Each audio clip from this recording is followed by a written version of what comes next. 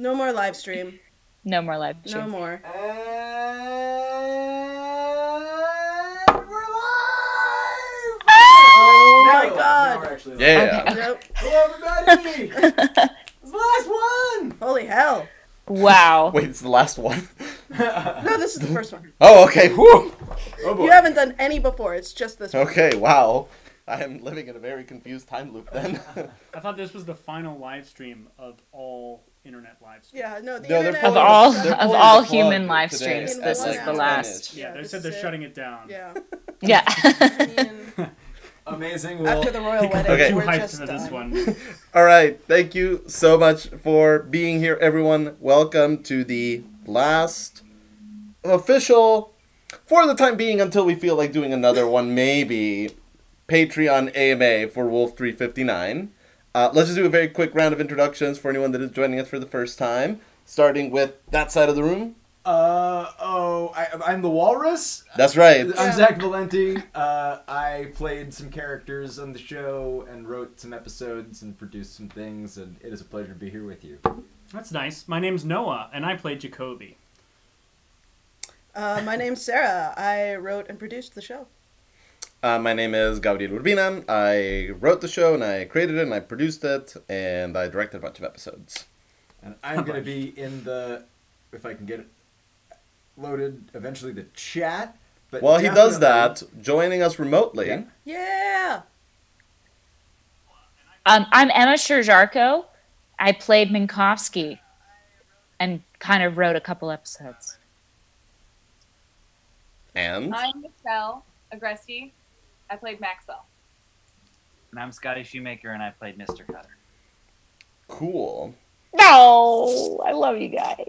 We love you too, Emma. Aw. So just like a couple of quick orientational things before we get started. This is mostly things that all of you have heard a million times by now, but just in case there is someone brand new that is joining us for the first time tonight, this is no holds barred discussion in terms of what we can talk about, what kind of questions we can answer. There is no concern in terms of spoilers. Everything in the series is fair game. Special episodes, mini episodes, mission mishaps, the live show, every single one of the 61 full episodes. So if there's anything of Wolf 359 that you haven't listened to yet, consider this your official spoiler warning. It may be discussed and spoiled thoroughly by the end of this live stream, so just be careful. Secondly, Last Patreon AMA, when Oh. people stop being polite and start being real. that's right. Oh, snap. Well, now I'm scared. Second, thank you all so much for sending in questions. We Yeah. got so many of them through Over the form. 100, you guys. That's awesome. Zach is going to be our question master. He's going to be looking at the form. He's also going to be keeping an eye on the chat. So if you have any questions that you think of while we're doing this thing, feel free to plop them in the chat. He'll do our best. He'll do his best to grab some of them. I will And do our best. our collective best. That's He right. is the best among Sort us. of a Captain Planet situation. But Yeah. the chat moves pretty quickly. So if there's something that you really, really want to ask, plop it in multiple times, and sooner or later it'll probably catch his eye. Tenacity pays off in Wolf 359 AMAs. And finally, oftentimes while we've done these AMAs, we have gotten comments or questions that basically amount to, on a scale of 1 to extremely, how drunk are all of you? And the answer has always been at most a 2.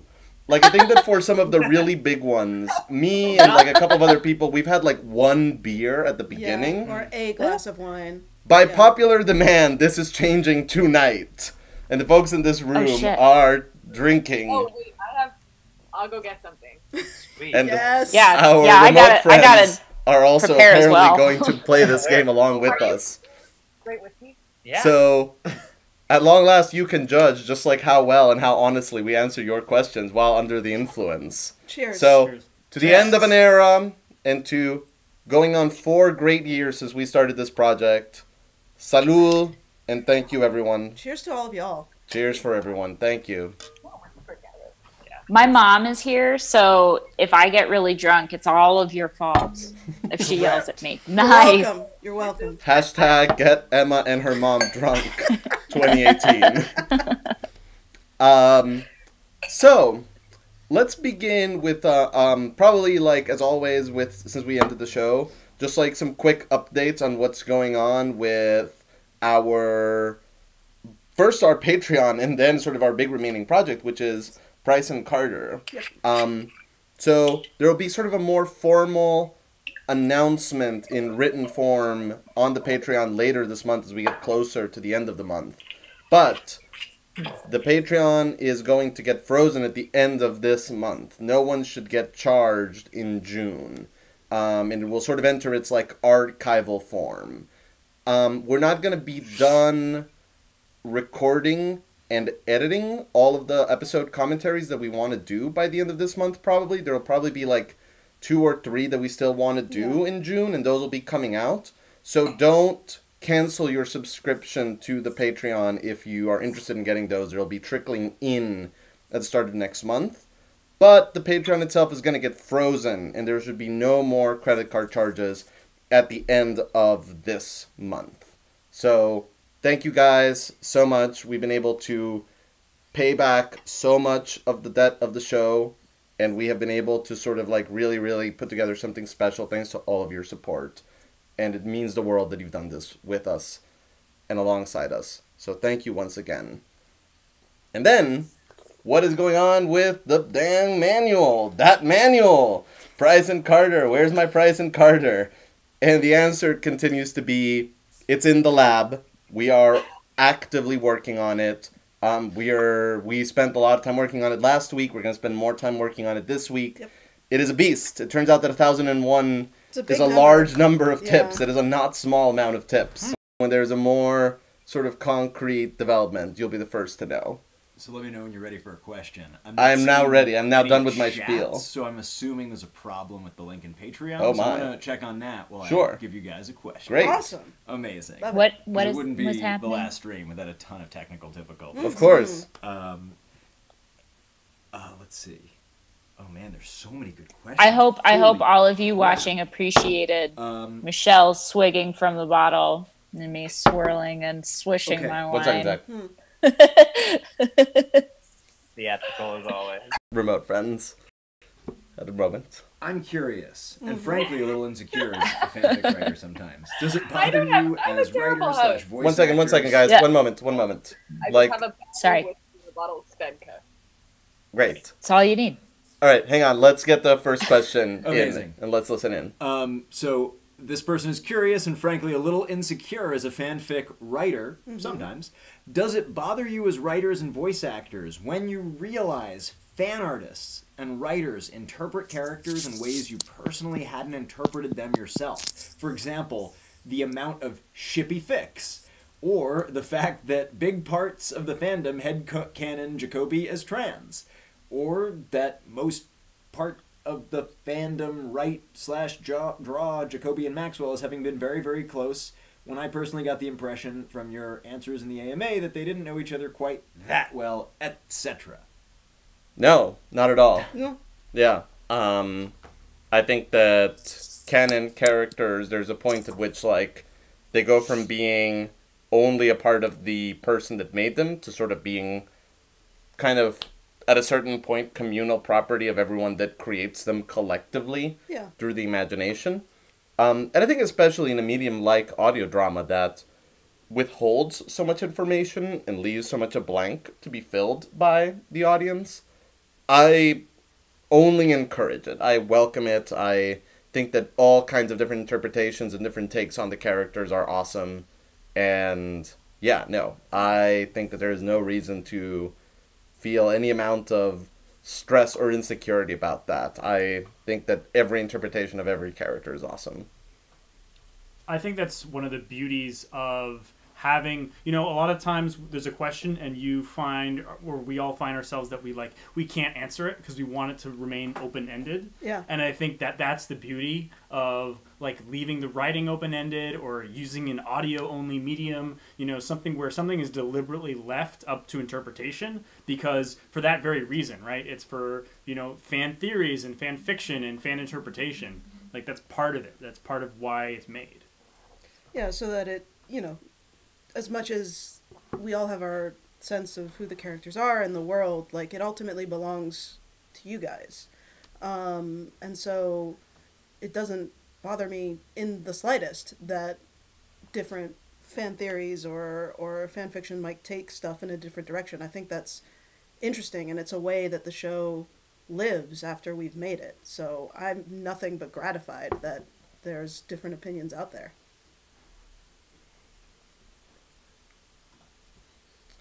Here's a question. Any tips on how to make a fake laugh sound genuine? Zach apparently did a great job with the laughing gas laughs scene. are fake. Yeah. Yeah, and I think my sort of like, I'm insulted. Yeah.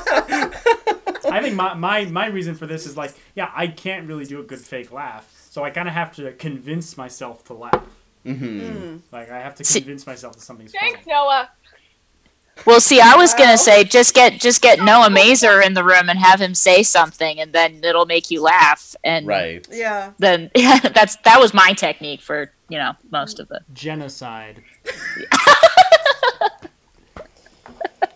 Whew. I Drunk can't. AMA. It's the drunk AMA. I'm sorry, I'm just genuine. Hashtag drunk game. Hashtag Drame. No. No.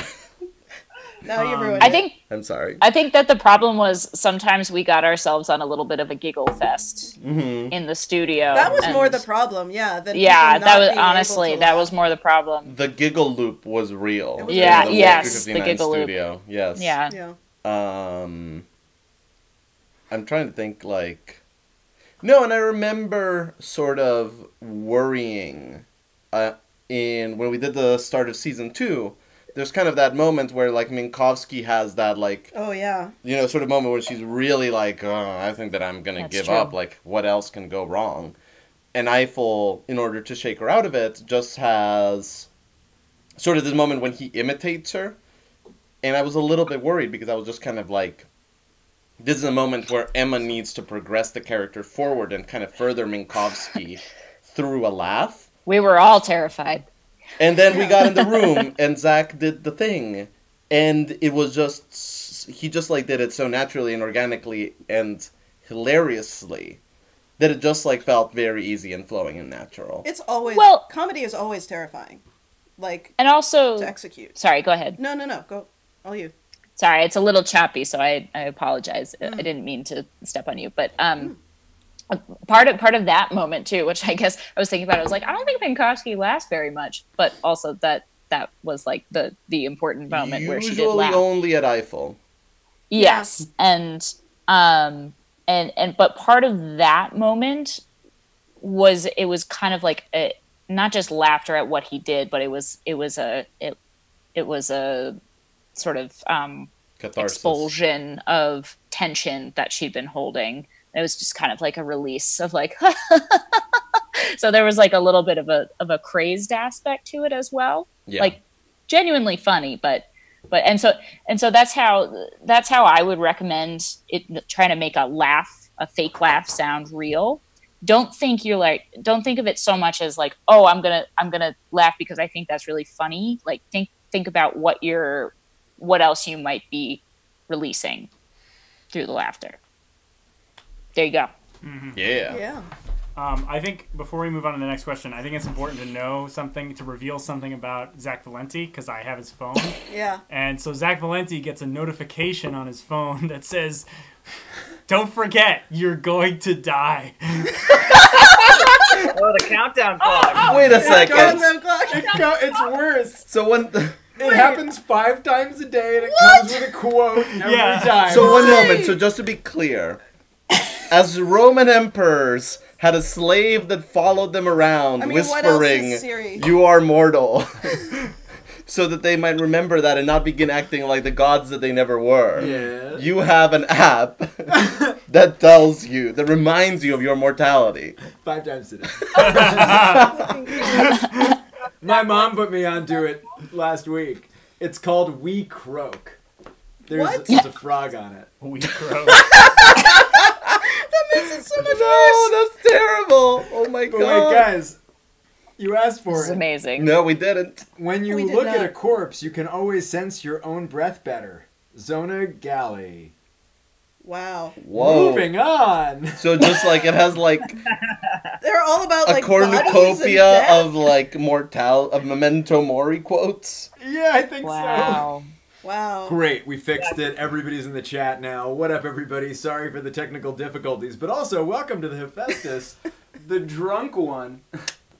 Next question. Festus. Um, So one of the questions that I saw in there, as Yeah. you're looking for more, I thought was interesting, was what do you think the various characters' thoughts on marriage are, or would be? Ooh. I think Minkowski's against it. Yeah. Canonically. Just Yeah. nope. Anyone who's tried it has to be a little bit against it. Yeah, yeah. I mean, Sure works. it's a rough road. God bless you, Noah. What do you think Cutter's opinions on marriage are? Cutter wouldn't get married. I think Cutter's been married for a long time. To himself and his life purpose. What? So- Guys. Cutter Pretty much. sounds empowering though. That's terrible. Yeah. It is for Cutter. Just the lighting. Cutter can't be inspiring. Don't mind. In my mind, Cutter is inspiring. So Yeah. Yeah. Yeah. Yep. Okay. Yeah. Hey. Yeah, I'm trying to think. There's a lot of people are I was just thinking there. about Cutter's. Oh wait, is someone talking? Oh no, you're fine. Yeah. Oh, I just thought it would be really. I was thinking about Cutter's countdown clock. It would just keep going up. Yeah. It just Yeah. increases every 5 years. That's Yeah. right. You're only getting younger. Counting down the time when you're gonna die, it's like counting them out, like how much you've won. Like each Yeah. day. Yeah. Right. Yeah. How much ads you Today you got 5 Like, more you're days. racking up points. Oh, You're That's gonna funny. I like that. 5 more points to Slytherin.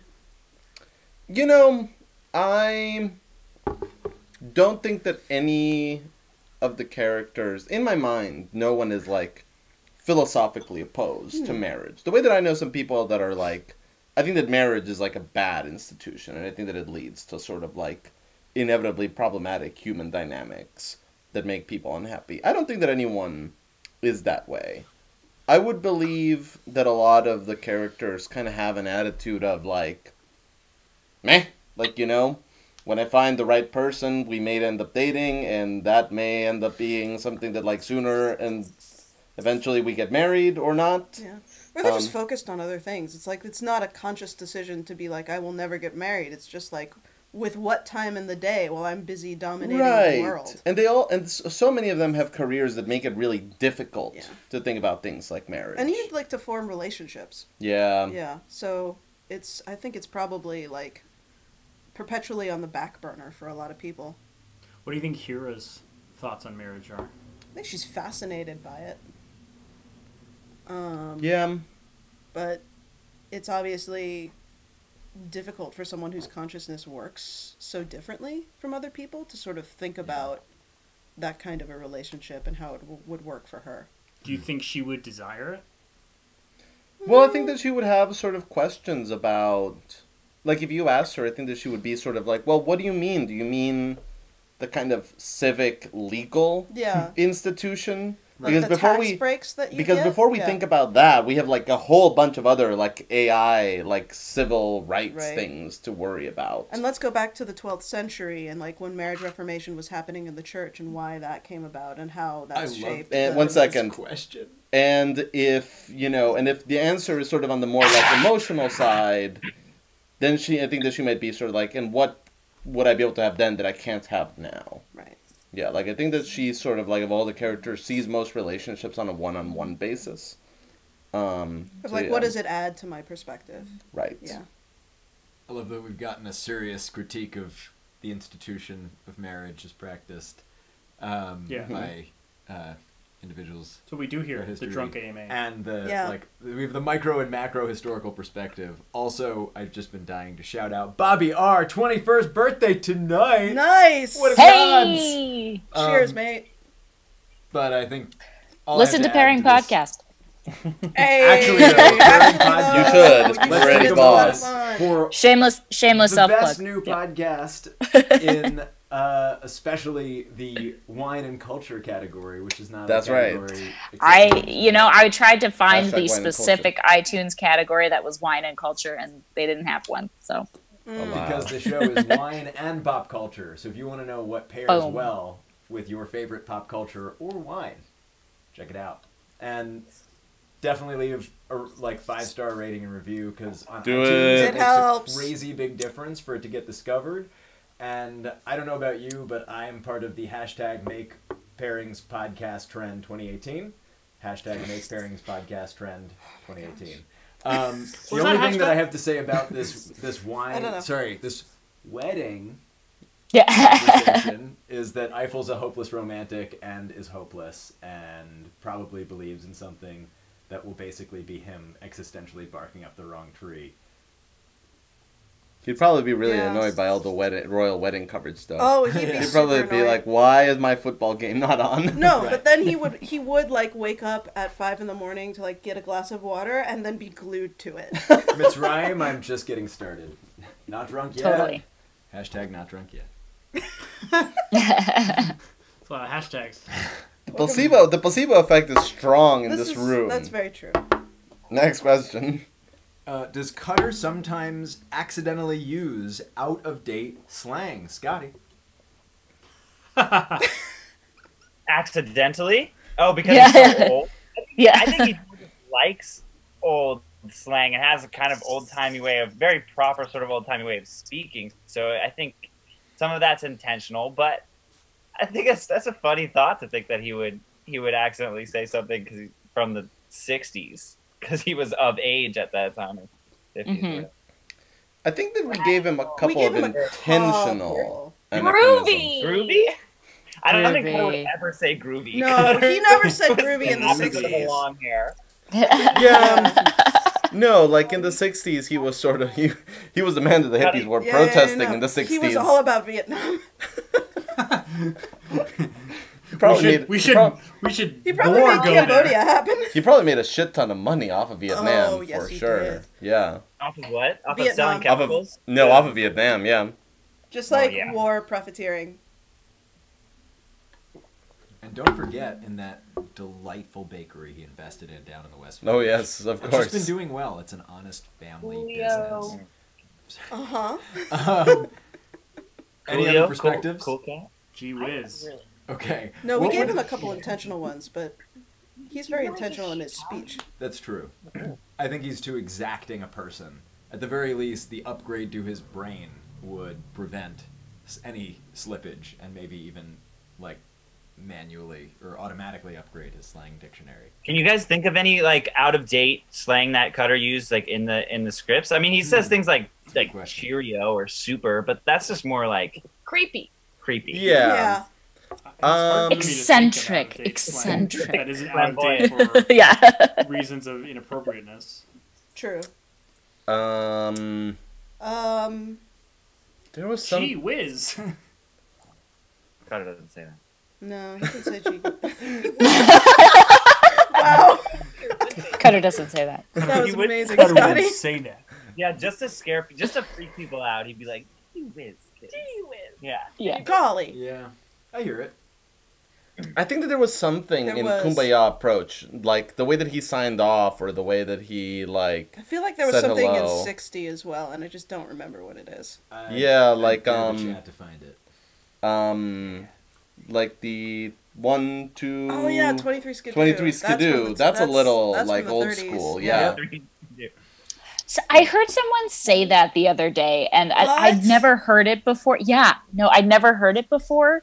Oh wait, it's a real thing. It is. Oh, yeah. Funny. Did you assume Yeah. you were like a Wolf 359 fan?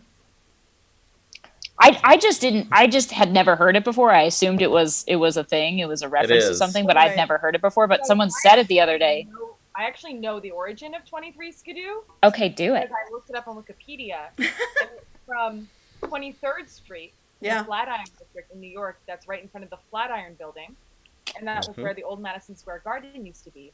And in that intersection, there's Broadway that's a diagonal. So there's like this triangle, and that's where the Flatiron Building is. It looks like an iron triangle. And apparently wind currents there back in the 20s were really strong and weird because they were being funneled through the buildings diagonally. So they used to flip women's skirts up. Yep. So on 23rd Street, you'd be doing the 23rd Skidoo. 23 and Skidoo.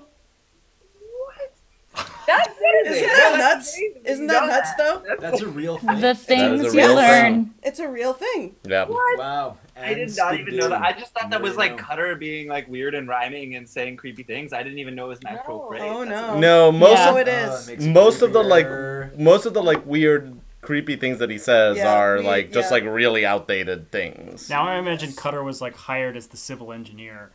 Oh, the for the fly. city of New York? Yeah. Yeah. Why He not? was like, Yeah. I've got an idea. This was also a is sort of goblin. unrelated, but along the lines of things that Cutter probably wouldn't say.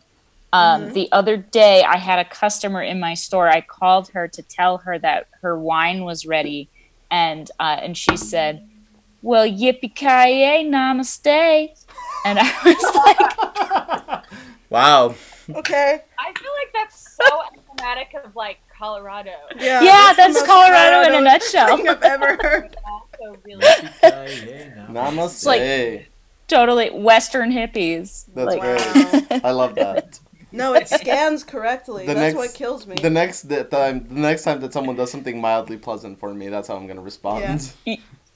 yippee-ki-yay, namaste. Also, Good our lord. Die Hard parody, Die Gently, just got one Yeah. line funnier. That's right. That's right. Die gently. What would Underwater Wolf 359 be like? I have a funny answer to this question. I don't Then Because go the show for it. exists. It's called Under Pressure, and I also act in it. Oh, okay. Okay. environments to human life. Sorry, what was that? I don't think it'd be that much different because there's no oxygen. Yeah. Right. And like you get crushed into pain. Uh-oh. Oh, Sorry, no. one of our internets or some combination of our Uh-oh. internets is awful. It's them because we can hear Emma fine. yeah. It could also be Optimum. I just want to leave that in the. Yeah, It's I always do an have. option. It's like, You want to hate on Optimum? yes. The greatest internet service of all time, sponsored by Optimum. All right. Yeah, it would be very similar because we basically treated the ship like a submarine a lot of the time. Yes. Yeah. Literally, Yep. submarine was in the ingredients of the sound design. Yes, it Would you have was. sea alien, ocean extraterrestrials, aquaterrestrials? There was something on Twitter today extra about like octopi extraterrestrial, being but aliens. Really, it was odd, but why not? Extra- Yeah. Yeah, no, it's something I had never thought of before, but it's like It makes it sense, wouldn't right? be that different. It wouldn't be that weird. Yeah. I'm down. Let's do it.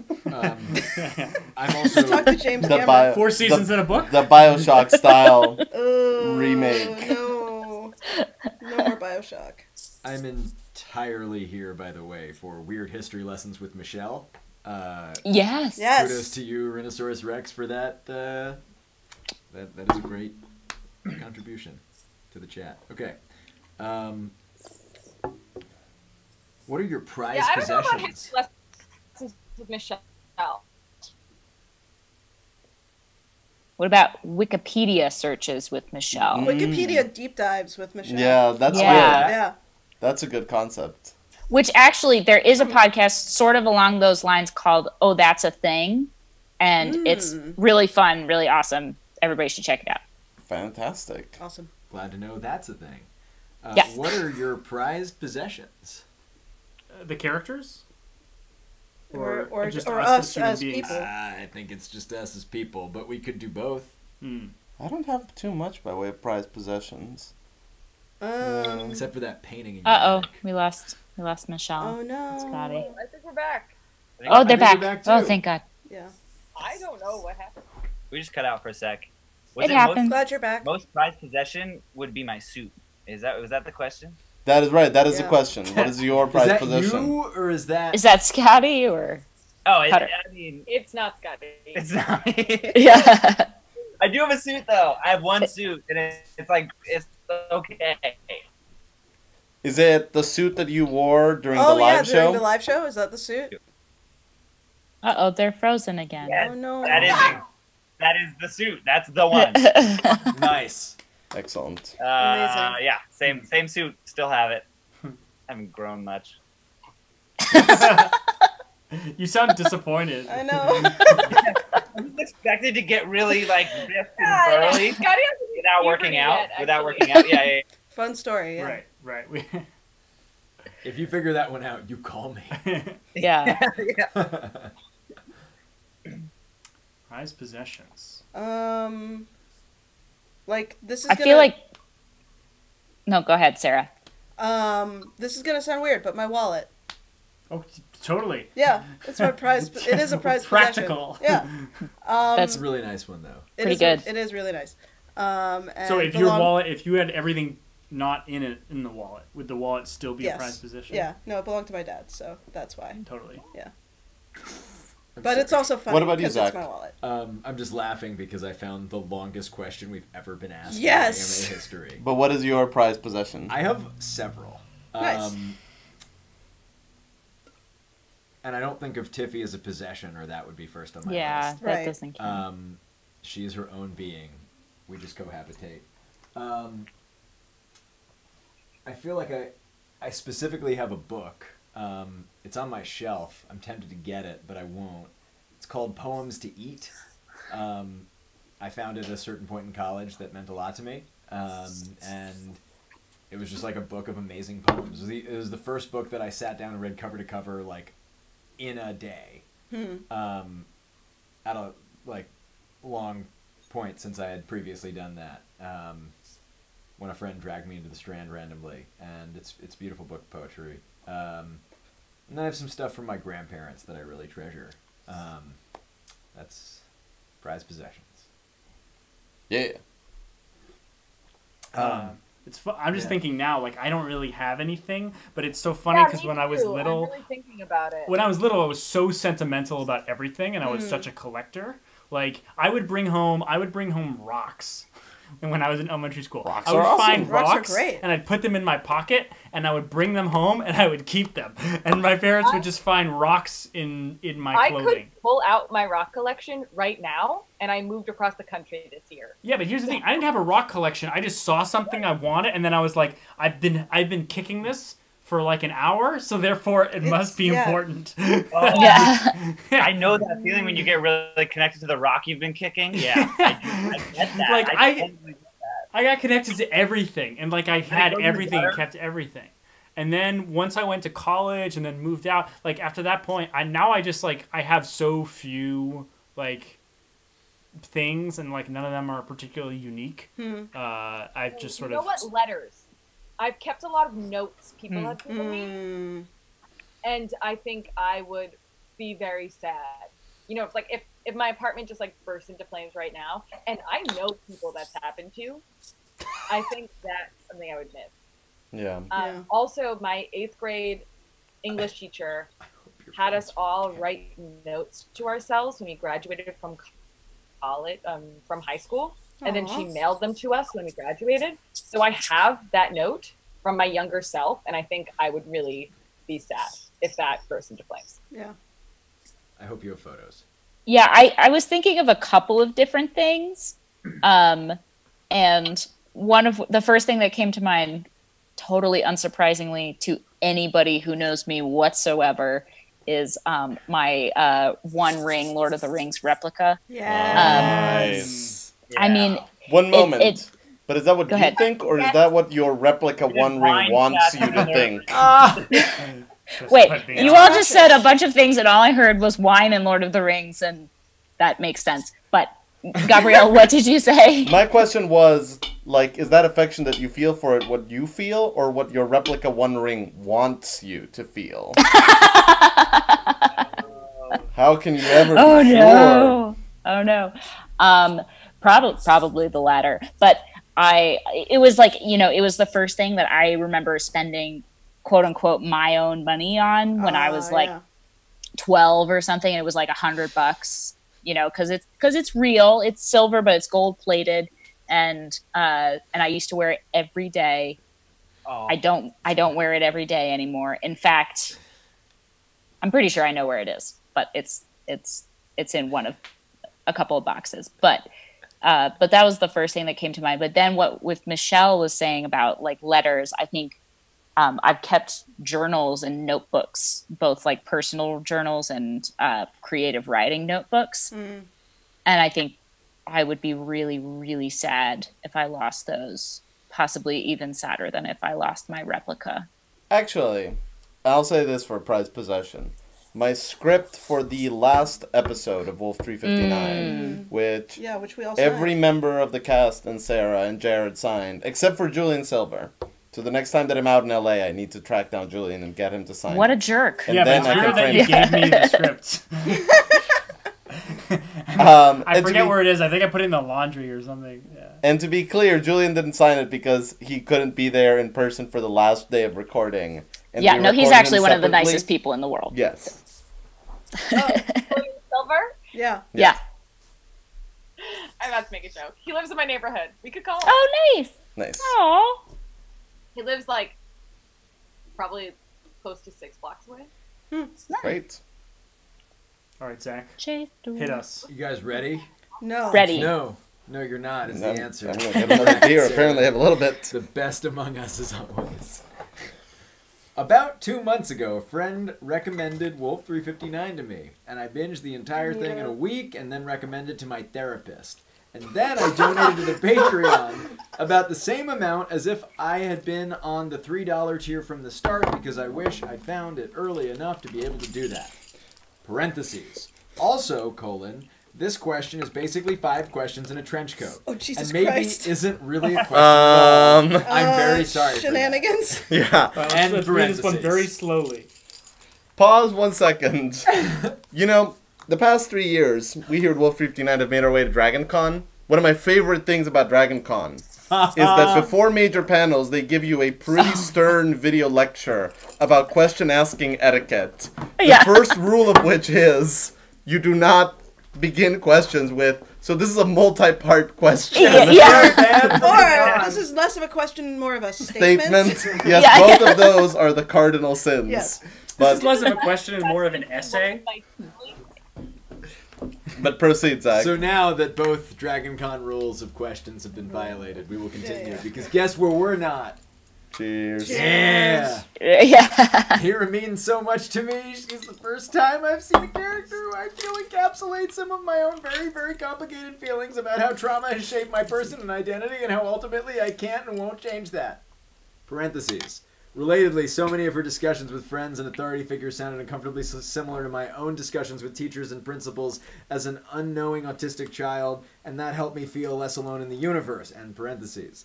And she had fun and interests and friends that loved her and then really just felt good and healing to see. I've literally used her as an example of how to do disability in sci-fi before, so I wanted to thank you for that. However, I also wanted to point out that some less great disability things, I am very sure they were not intentional. You seem like very nice, thoughtful people. I just wanted to point out that when Kepler loses his hand, it plays on a very gross, stigmatizing disabilities, cosmic punishment themes, similar to the way Price is presented to me to imply that a lot of her lack of, for a better word, evilness was due to being disabled, which I'm not sure is something you meant to do. But there's a whole lot of cultural stuff around disability being this horrible fate, worse than death, and it also often shows up in ways like established awful person is brought low by being made disabled, or disability is so awful it drives people to villainry, which is something I thought maybe you should be aware of. Thank you. I really appreciate that perspective. Yeah. Absolutely. I really enjoyed reading this, and I think that you're, onto something that is like worth talking about. Anybody have other thoughts on this? I was opening a beer. But yeah, that's all really interesting stuff. And as in terms of the ways that we tell stories sort of feed into established ideas and narrative about how disability works is really fascinating and something that we all should think more about. I think your thoughts on Price were really interesting, because that's certainly not how we think about her, but No. may be how she comes across. So yeah, thank you for sharing that, and it just warms my heart that Hira means so much to you, because she means so much to all of us. Yeah. That's what I got. Yeah, I think that, like, when we sort of approached it, we sort of were thinking about every character on Wolf 359 would say that there is something about them that is broken. Yeah. And some characters would define that in physical terms, some characters would define that in emotional terms, some Power characters would define dynamics. that in personal dynamics Yeah. and spiritual terms. And what was sort of like really kind of important to us was that what made a character good or bad was sort of how they chose to define that, and how much they sort of made their journey of feeling complete one that took away from other people. Right. And I think But in doing that, like, it's true. Like, we may sort of play upon themes and tropes that are damaging. You know, what's Yeah. there's To a trope diff- like evil makes you ugly or evil makes Right. you scarred, like Right. that kind of thing. And I think Exactly. with Price, especially, we very much wanted to convey that, like, this is a choice that she knowingly made. That, like, this is how she chose to deal with something, and there was other options available to her. Right. Yeah. But that she chose to be the most controlling and exacting person she could be, which gives her a certain amount of power, yes, but also is a really cruel way to diminish others and isolate herself from other people. Is there more? Is there more to the question? No, that was the longest thing ever. That was only like a in one of two-part these. question. Yeah, Oh, no, I was okay. Yeah. braced for like 3 Yeah, other that was parts of not that. a No. I five-part thought we were going to question. get to an actual question. No. Okay. Cool, No, cool, that, cool. that was it. That was it. Here's a question though. People want to know about the Patreon and what's going to happen. Like, do they need to hurry up and binge everything here? The answer is no. No. When we pause the charges, all it means is you won't be charged. If you Yes. stay subscribed, which basically just means you don't stop paying, but you also won't ever get charged, you'll always have access to the media here, and we'll never charge you again. And Yeah. don't worry about it. And So, if yeah. heaven forbid, like, something goes wrong and someone's credit card gets charged from We have here the onwards, ability to refund let us know and you. we will We- manually refund you, Absolutely, please. yeah. Yeah. Thank you, Patreon, for adding that feature. Not It's that we're watching, but awesome. just had to say it. Yeah. Yeah. Absolutely. Patreon spirit. Next. This is sweet. It's not a question, but I just wanted to say it feels so weird. This is the final AMA, and I'm going to miss it, even if it means getting up at ass o'clock LMAO. Aww. That's really cute. I'm sorry you have to wake up so early, late, early. That relative? Time is meaningless. If you're waking up, it's early. If you're staying up, it's It's late. late, yeah. Yeah. We're all going to Yeah. die. Bring Not it back. getting the Bring it notifications back. on your phone? It's the second beer of the night. Yeah. I mean, that Hey is- Zach, I have something. Yeah. I got a great email. I think it was this morning Okay. from somebody who I was in Antarctica with. Aww. One moment. As one does. One moment. Scotty, explain to our viewers when and how you were in Antarctica. I went down to Antarctica sometime shortly after college, and I was a janitor, and I worked in the kitchen at the research station for like 6 months. Have you never about. heard this? Have you never heard And that? and there's like this amazing group of people who Everyone's do that like surprised. every year, pretty much, and they'll like travel the rest of the year. And I just got an email from one of them, Alejandro, and he said, "My friends and I are fans of Wolf 359. Aww. Just looked up your bio. We're both McMurdo vets. McMurdo is the name of the research station, too." And he said we actually met there years ago, and he's like glad to see you're a member of the ICE family. Yeah, wait. Tell them what they call themselves. That's Well, it's like people from the ICE. Yeah, ICE folk. The subject line to this email is, "Dude, you're ice folk." Yeah, right. That's hysterical. That's phenomenal. Dude, you're ice folk. which could have a different connotation, but I'm glad it doesn't. Thank you, Emma. Yep, sorry. Anyways, I thought that was really cool email, and it got me really excited. Yeah, Aw. that's That's awesome. sweet. We have fans maybe on all 7 continents. Wow, Ooh. that's Pretty cool. But yo, guys. That is Pretty cool. Yo, Yeah. guys. What? From the chat, pretends to be shocked even though I already looked at his resume and have been shocked about this previously. Well, what's Very really shocking. what's really funny is That's I amazing, Alicia. I love it. I knew Scotty back when we were still in college. Like some of the folks that we've worked with on Wolf 359, I only met Yeah. since kind of graduating. But when Scotty and I were both seniors at the same time, there would be moments when we were getting close to graduating, when we would be sort of like in a group of people, and people would sort of ask like, "Oh, what are you doing after graduation?" And some folks would kind of go, "Oh, I think I'm going to go back home for a little bit. I'm going to do this internship. I'm going to go over here. I'm going to try this job." And then Scotty would kind of go, "I think I'm going to go to Antarctica." And everyone would laugh like, "Oh, what a funny joke answer." And then it would die, and he would be like, "No, really, like I'm going to go to Antarctica." Like I'm That's gonna be fucking amazing. I recommend it to anyone who wants to get away. You just have to be okay with like isolated places and really like hard work. But You, And the sir, are a cult? magic Is that person. not a thing? Shh. That you have to find out. Wow. There's when you no get there. substitute. Wow. Oh, also Scotty ran a marathon in Antarctica. I did. What? I did. What? Wait. I was in about to Antarctica? go, What? What were the Who are you? circumstances? Just like because Are you a It's- snow dog? Everybody else is doing it, so I just, Masquerading as a Everyone dog? else was doing it.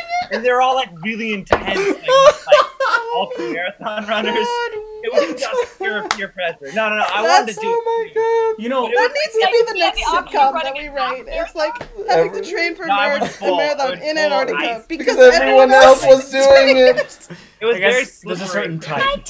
You followed a type. You know the original purpose of the marathon no. was to get from one Oh, no. place. Oh no! Yes! Oh It's no! okay. No! Keyboard cat. Queen, Oh, Queen was boy. just here, but she was upset that I was not paying enough attention to her, so Oh. she left. I was Valid. saying that Queen, if anyone doesn't know, is Emma's cat. Emma's majestic cat. the Who original. wouldn't know that? Wait, is there any more madness from Scotty? I was gonna say Yeah. that the original purpose of a marathon was to get from one place to another. Yeah. Uh-huh. And if you're in Antarctica, where the hell are you running? Yeah. Right. You're Hey, not going that's- anywhere. We ran on the like ice road that goes out to the airport. And then Oh, back I see. To the Okay. airport. To the airport. to the airport. To get You out had of to deliver a Antarctica. message No. to the airport. It's running The to only get way out we of could Antarctica. leave is we had to run 26 miles to the airport. Jesus Christ. Wow. All right, guys. So I think that one of the downsides of Boozy AMA is that we've answered like 4 questions, and we still have like 97 to go. I have Yeah, one So- from but the we've chat. answered them really well. Guys, I have one from the chat. Yeah. who's Oh my been God. Very patient from Sag Who. What What Hit would us. Jacoby say to Maxwell? / what would he do if he got to meet her once again post finale? Oh, come on. That's I feel like he would apologize. I feel like he would have to apologize. Yeah. And I mean, I think there are probably some unwritten things that he would say that I don't want to say what I think, because for 2 reasons. One is, who knows if that's how the character is actually written, and 2, I don't think people should know to some extent what exactly his the exact like subtleties of his relationship with Maxwell. But yeah, I mean, to be honest, he would probably, if he somehow saw her again, he'd probably say something snarky. He'd probably apologize and then say something sarcastic. I was gonna say, I think there would be sort of one of those conversations where at the end of it, an observer might kind of go, "Wait a minute, was that him pretending to be sad just to give her shit, or him pretending to give her shit just to cover up like how His sad he sadness, is?" yeah. And the answer would be yes. Yeah, It's totally. a little bit of both. Totally. Yeah, he'd be giving her a lot of shit. I mean, but he would also be apologizing, and there would be a lot of subtext. Yeah. Yeah. So many of their answers are yes. It's not just an AMAs. Sorry? No, Yes. I'm joking. But it's also true. Are there any of the characters Both is good. Both is comic good. book geeks? Are any of the characters comic book geeks? And if so, what are their favorite comic series? Oh boy. I mean, I feel that like Eiffel. Eiffel has Oh, read a yes. comic book Yes, in his definitely time. Maxwell. Yeah. Maxwell, Yeah. maybe. No, I think Maxwell probably likes the Vision a lot. Yeah, that's true. What's Eiffel's favorite? It might be something that's not even like comic booky. Like I think he's a big fan of Calvin and Hobbes. Oh hell yeah, Yeah. yeah, for sure. Comic strippy may be more his speed. Yeah. I could see Cutter being a big fan of The Far Side. Yeah. Look, I think anybody who's Wait, what was looked at that? The Far Side should be We a think fan. that Cutter likes the Far Side comics Because I they're love them. fucking great. because they're Yeah, great. yeah. Because he Yeah. recognizes greatness. When he sees it. In Yeah. all my Game 150 years respect. on this planet, the like, Far Side, it's Think the about the greatest. decades that Cutter has lived through, and like the Far Side is kind of like The zenith of Yeah, human yeah, yeah. achievement in that time. It's no, true. it's true. What was I it? think Minkowski canonically does not have a favorite comic. Probably Yet. She's like, I like theater. Yeah. not. Yeah. She's too busy rereading Dostoevsky. Yeah. Right. Yeah. No, she's deep into the seagull right now. This is Yeah. forget this inferior art form. I know. The views expressed by Noah Mazer do not. Yeah, like that's right. Noah Mazer. What were some of your favorite moments from season 4? When we actually got Noah to break character and laugh on his very last day of recording, That's which had right, never that's happened. Oh man. Remind me of the moment. I don't know if you were there. You were not there, You were not Zach, there for for that. that. Oh, Yeah. we were in your house. Fuck. Yes. Yeah. It was when we were recording Happy Holidays, yeah, the the last last mission mini- mishaps. Yeah. Oh yeah. I thought that was so Oh, I funny. remember that. Is it on? Yeah. Is it on the tape? No, hell Oh no. man! Hell no. Oh. That's one of no. the. That's like one of the few things that I know in my mind would go straight into the blooper reel. Yeah. Like there's no, like that's when 3 you were of them. riffing about This is the problem with Spartans. the blooper reel. Yes, Yeah. that was our. No, but the moment was when Maxwell sort of went to Kepler to try to get out of the thing. My mother died, and Kepler was like, "No, I don't buy that." And then Jacoby, just to like try it, just because why not, goes like, "My mother died." and when Noah sort of tried to record that, it was one of those like he read it, and there was like a pause, and then he like broke into laughter, and that was just one of those moments of like. After Noah had kind of made everyone else had to like stop a take in order to laugh at like something that he did, or made us have to like take a minute after a slate before we could go into a scene just because Yeah. everyone Yeah. was laughing so much. To finally get him in the last day that we recorded him was pretty awesome. Damn. that was pretty great. Yep. Recording David Reinstrom was also pretty fun. Yeah, that was Oh awesome. yeah. Yes. Yeah, for David- Saint of Voldfoss. a man. Yes, David Reinstrom plays. Oh my gosh, what Enel. is Enel? Thank you. Yeah. In The AI in Voldfoss. Voldfoss, and he would just like. It was a really weird process of dialing him in because he had like, let me try this way. Okay, let me try this way. And then just like It's true. Yeah. And just getting him dialed in was so much fun. It was like 5 different wildly different takes on the character. It was That's great. awesome. Yeah. David Reinstrom, Prince Amongst Men. It's if you true. do not listen to Radio Drama Revival, You need to. Oh my gosh. And You're missing I out. always Yeah. get this wrong. Secret Lies and audio tape? Lies and Audio Tape.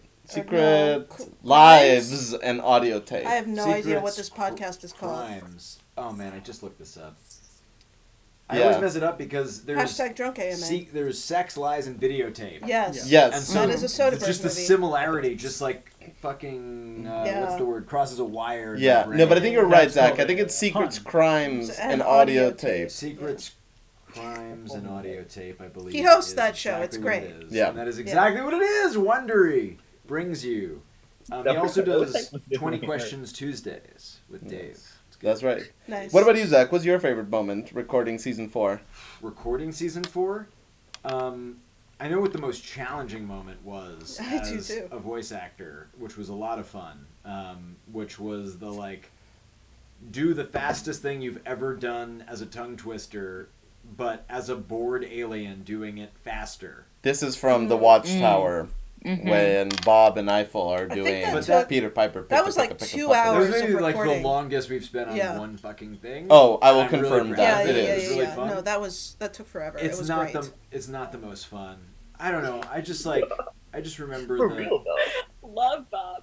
I'm on Team Bob. Hashtag Bob's a Team bro. Bob over here. LA Bob's a team. bro. Love Bob. Who doesn't love Bob? LA team, what are your favorite moments from season 4? Yeah. Was that to LA team? That was to LA Yes. That was team. specifically to the West Coast. What was your favorite moment from season 4? I don't know. You go first. I'm supposed to do it first. I liked Bob. I really liked Bob. We're just doing general favorite moments. I think Bob might have been my favorite moment from season 4. Bob. Bob is I great. feel for Bob. I feel for Bob. Bob was. What was your favorite moment of season 4? Recording wise or just in general? Both. Any. I don't know. I mean, it was really fun to record. I think plot point wise. Plot point wise. Favorite moment? I can't just come up with a favorite moment right on the spot. Well, that's why I said Bob. Yeah. What about you, Emma? Come back to us. Come back to the LA team. LA team doesn't have it together. Not quite. It's really hard. I mean, it sounds cliche, but you know, that whole last day of recording Yeah. Yeah. was That's Yeah. what I was That gonna was say. pretty magical. So I have a story Yeah, about the last day of recording. I'm so glad. Uh-oh. I might And cry. I Specific. cried so much that day. Oh, me too. Oh no, we all cried. We all cried. Yeah. Specifically. I was stone cold. Yeah. Until we gave you sushi and then you cried. Yeah. Yeah. No, but so the last scene of the episode was the last scene that we recorded it on the last day of recording. Yeah. That was the last thing that we did as a big team. And so we did it. And, and we have sort of like Minkowski talks to Jacoby, and, she has this moment. And at the end, he sort of says, like, kind of, like, you owe me $20. Oh, yeah. And she moves on. She talks to I know. Loveless, talks to Hera, talks to Eiffel, talks to Alan Brody with, like, ATC. And, like, sort of, like, everyone does it. And you can feel that everyone is already, like, a little fragile. Just from doing, like, the first time. Like, everyone is just kind of like, oh, God, like, here it comes. And so I go into the studio to give a couple of notes. And before we begin, Emma turns to me and is like, so I have a question. What is this $20? What is this bet thing? This is my obsession with bets. And I go to Emma, well, Emma, that's from the episode that you wrote. I remember that. I remember that. Yeah, I remember that too. You wrote that joke, Emma. Yeah. That was paying off the thing that is in your episode. I must have blocked it out somehow, but it was, and that I think is when I started crying because, Aww. well, just because, again, talking about the crying, laughing thing, Yeah. laughter being a release of something, that was definitely one of those moments. And I felt foolish, but also it was a perfect little moment. No, I think that's when we all started crying Yeah, because sort of Yeah. like the like break of laughing kind of just like pushed us all like a little bit past the edge. Yeah. I'm still not convinced that I wrote the $20 joke. I don't think I did. So it was in my episode, but I don't think I wrote it. That So might have been me. that might have think been a it Sarah was, Shackett thing. Sarah Shackett edition, yeah. Yeah. But there was a That- lot of material that you wrote that led to it. Yeah. There we go. But but in any case, I could have written it and totally forgotten Oh it. yeah, No. But 100%. So We were all in a state that day. that was We one were of, all that in was a one state. of my favorite moments from season 4. yeah, Yeah. that was a great moment. I was actually thinking about that one as well. All right. And my favorite moment, if I could just say, I mean, the harpoon for me personally was Nice. Oh, I loved that. was a great moment. Badass. You're so Yeah. That was such It a was so Stop cool. it. So cool. harpoon. That was my favorite. Also- favorite way to die. Like Yeah, yeah. I loved all the harpoon content on Tumblr.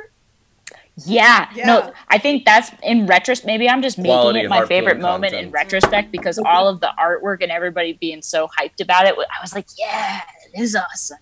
So All those harpoon jokes were hilarious. it's true. Cece sends her best, by the way. She Aw. was injured in a Aw. kickball game. Oh my Okay. god. Oh god. A kickball? She's taking care of herself now. Good. Are you taking This care of is yourself? totally- Yeah, some Zach, related. unlike Zach. She sends her love. She's so proud of what we've done. Aw. She sends all of her good feelings, and we send all of hers to her. I've been letting her know. We to love feel you, better. Cece. Yeah. All right, we got another question coming up.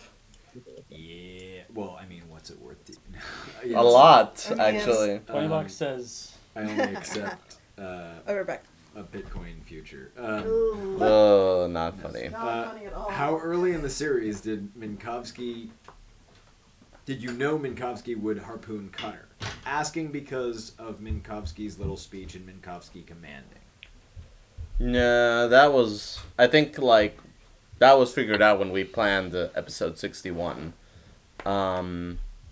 Like I think that like when we were outlining episode 61, there was a very real debate about does Minkowski finish Cutter or does Loveless finish Cutter?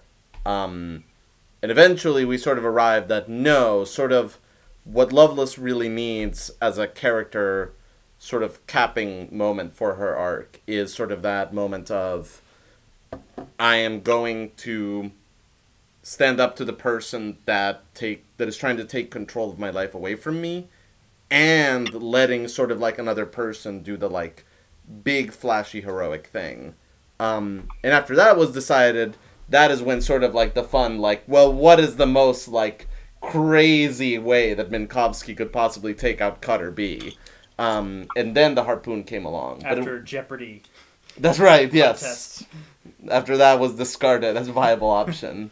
Yep. Now, here's the Um, thing. When we were talking about, like, during Season 2, when we were talking about me joining during Season 3, I asked, does the antagonist get harpooned at the end of the show? And then you told me that it was going to be a harpooned ending show. Yeah. And that's why I joined. No, well, So there. it's interesting how we have conflicting stories, It was in Noah's contract. To be Yeah. Yeah. totally honest with you, Noah, I had completely forgotten about Yeah, that. about our harpoon ending conversation. Yeah. That But I was- mean, that was clearly- critical. Clearly, it had an impact in my brain. Like, clearly, it was like floating around subconsciously. Totally. I mean, yeah, whichever explanation you want to go with is fine. So, okay. I see the harpoon as poetic justice for the plant monster because Yes. one thing I've always been a little upset about is that Minkowski never got a moment of acknowledging the plant monster's death, and since that was an important moment yeah. in her arc, I saw that as what, well, fuck you, Cutter. I'm gonna kill you with a harpoon. That was like Jacoby and Kepler that killed the plant monster. I know, but they were That's his true. minions at that point. It was under Really, it his should have been Jacoby orders, that got kind of. harpooned. Jacoby can dodge harpoons. He's No, trained. he's in the Matrix. In that Yeah. he's the one. He doesn't Well, he have was to distracted, dodge. okay? It's not my fault. Next question. Rena, enjoy that wine. Hi, Rena. Bum, bum, bum, bum. For the actors and creators, what are your guilty pleasures? Oh boy, Noah Mazer. I have none. Noah Mazer is my guilty pleasure. Why is it guilty? So say You know why. Oh yeah, I know. Why. You dirty I can't believe I forgot. I'm not going to say too much, but you're going to hear more about guilty pleasures from some of us in Oh. the future. From some of the people Yeah. in this room. in this electronic room. Oh yeah, I say it. I'll say this. Anything. I'm just sitting there. We recorded at my house because I had a mic. Yeah. I'll say this. Scotty. It's Scotty who you're You gonna won't hear say from. anything. Yeah. No, I clearly won't. Yeah.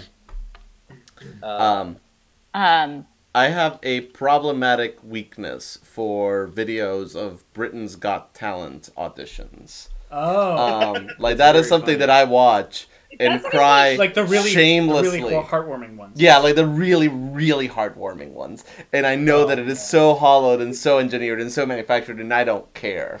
The like 5 weeks every year when auditions come out are like my personal Easter. Like it's so fucking good.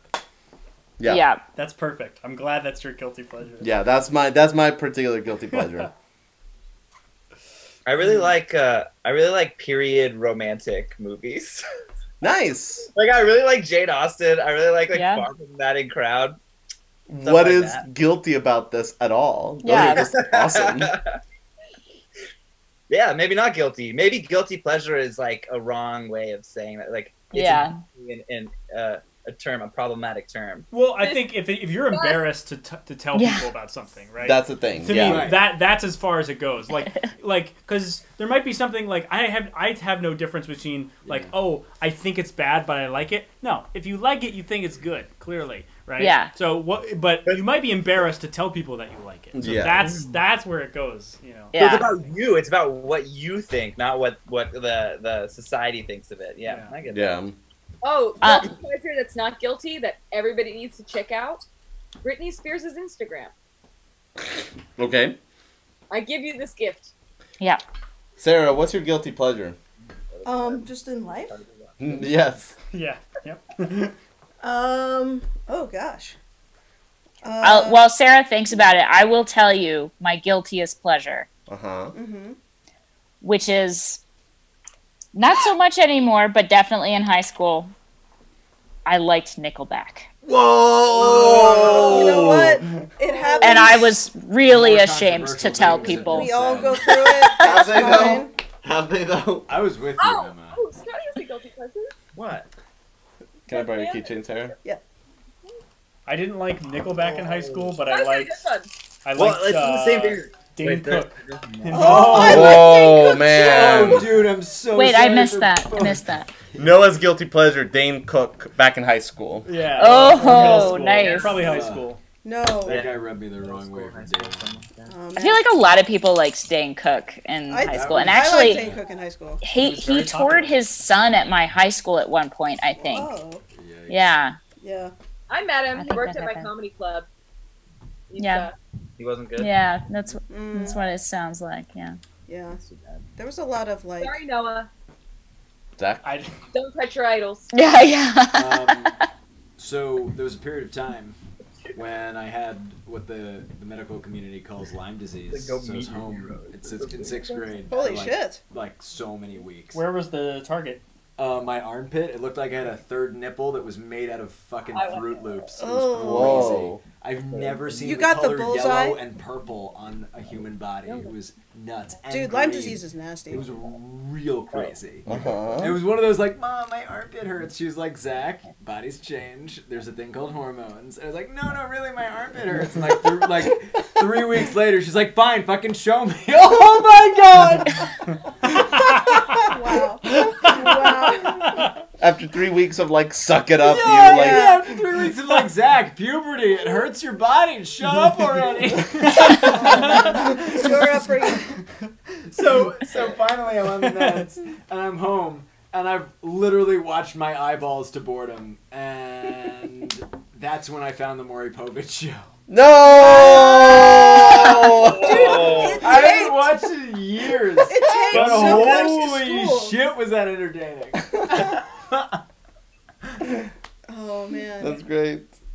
Guilty Yeah. pleasures. Oh. Well, there you go. We've all revealed something deeply embarrassing. Yeah. Yeah. Um, I've really bared my soul tonight by giving you this information. Drunk AMA. Everyone liked Nickelback when that first song came out. I though. know, It was so I know. popular. Like at the Yeah. first, I did when the first one came out. Rockstar? I'm with you. I'm with you on this. Yeah, no. All right, It was all right. a thing We in got our a lives question. We that got a happened. question. uh-huh. Okay. Mitzrayim asks, why didn't Kepler just shoot Rachel in the head? Woof. Wow. Okay then, just saying. The light If question. he did that instead of speechifying, he would have lived. Yep. Yeah.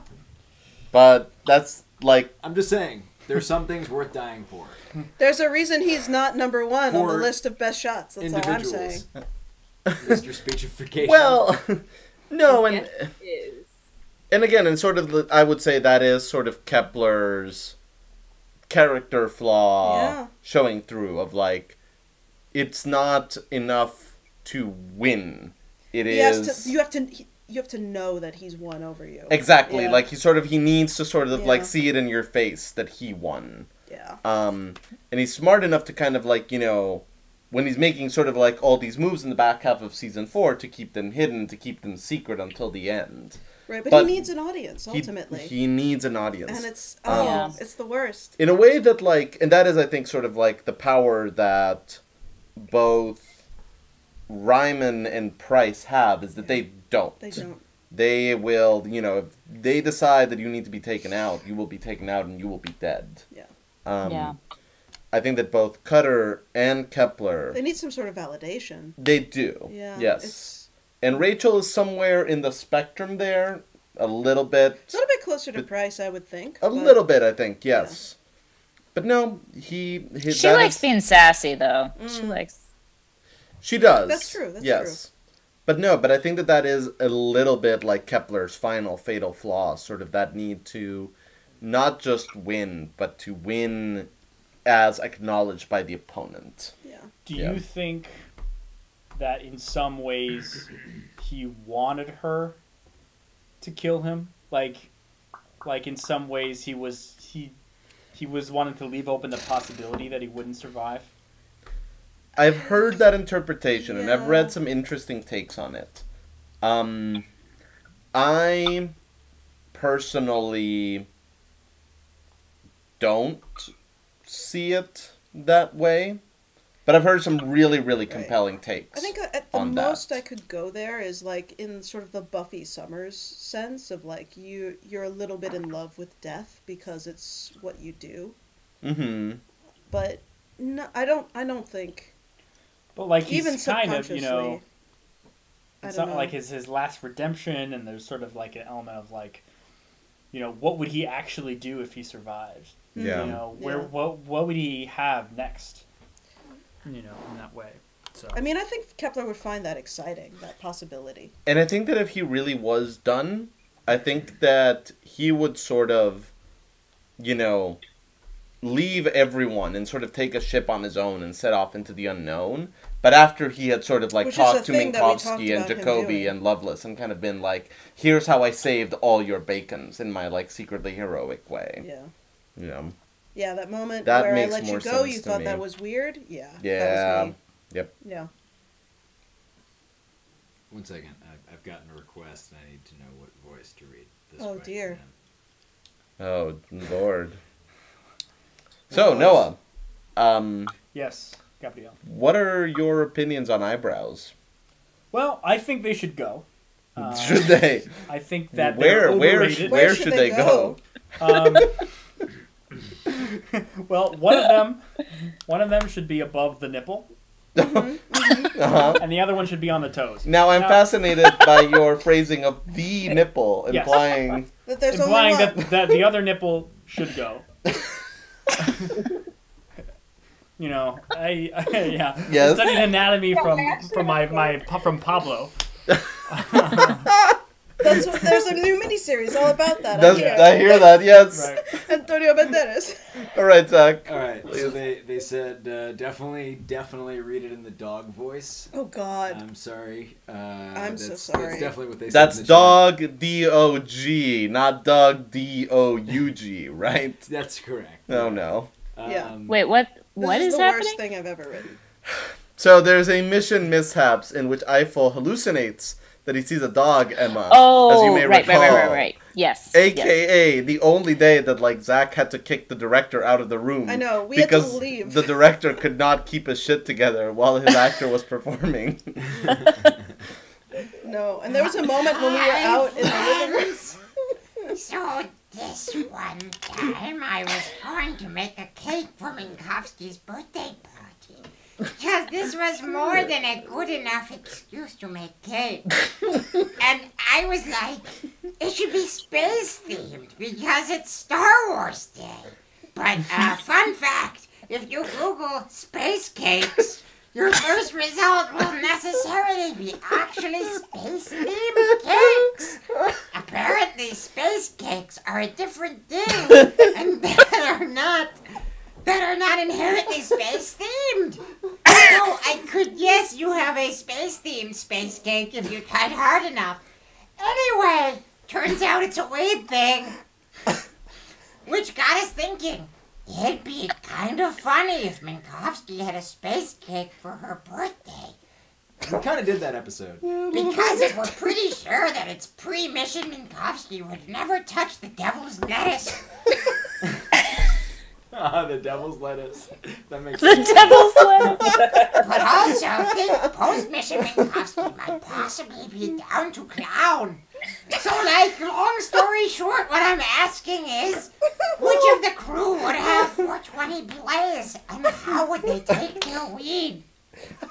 Okay, so 1 second. Well, I'm pretty sure this is not a question that I'm going to answer. But, just clarify here. Space cake. Is this... Devil's lettuce. no. Is this entity saying that these cakes would be pretty good? Space cake. Pretty good. Pretty good. Yes, Noah. Now that I got that out of the way. Space cake. I Let's see. regret so much. Yeah, no comment on any of that. Oh, man. Woo! Oh, Man. the chat is all dead now. Well, this has been a stream. No, you know, No. I'll say the same thing that I said for marriage. I don't think that anyone in the cast is like Cast? Excuse me, anyone. Well, like, what do you call sort of like all the characters in the Oh, show? Sure. The crew. The crew, the ensemble. Yeah, but like the cast of characters. Okay, I would say cast of actors, but that's just... I mean, The table of contents. Thank you. We yes. understand what you're saying. I don't I think just that. didn't want to put words in like Cece's mouth. I know.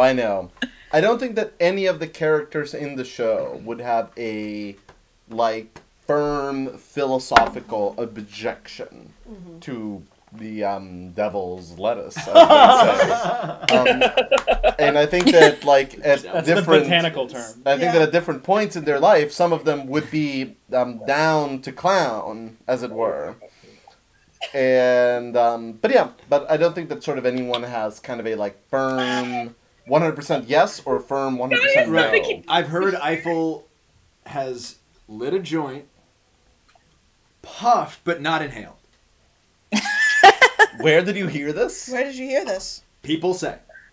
Many people are saying tremendous people. I'm Like, just saying, if something you out there? watch News. fair and balanced news channels, people say things, and it's Yeah. basically news. Well, Zach. I wouldn't say, but many people are saying. Well, Zach, believe me. Believe me.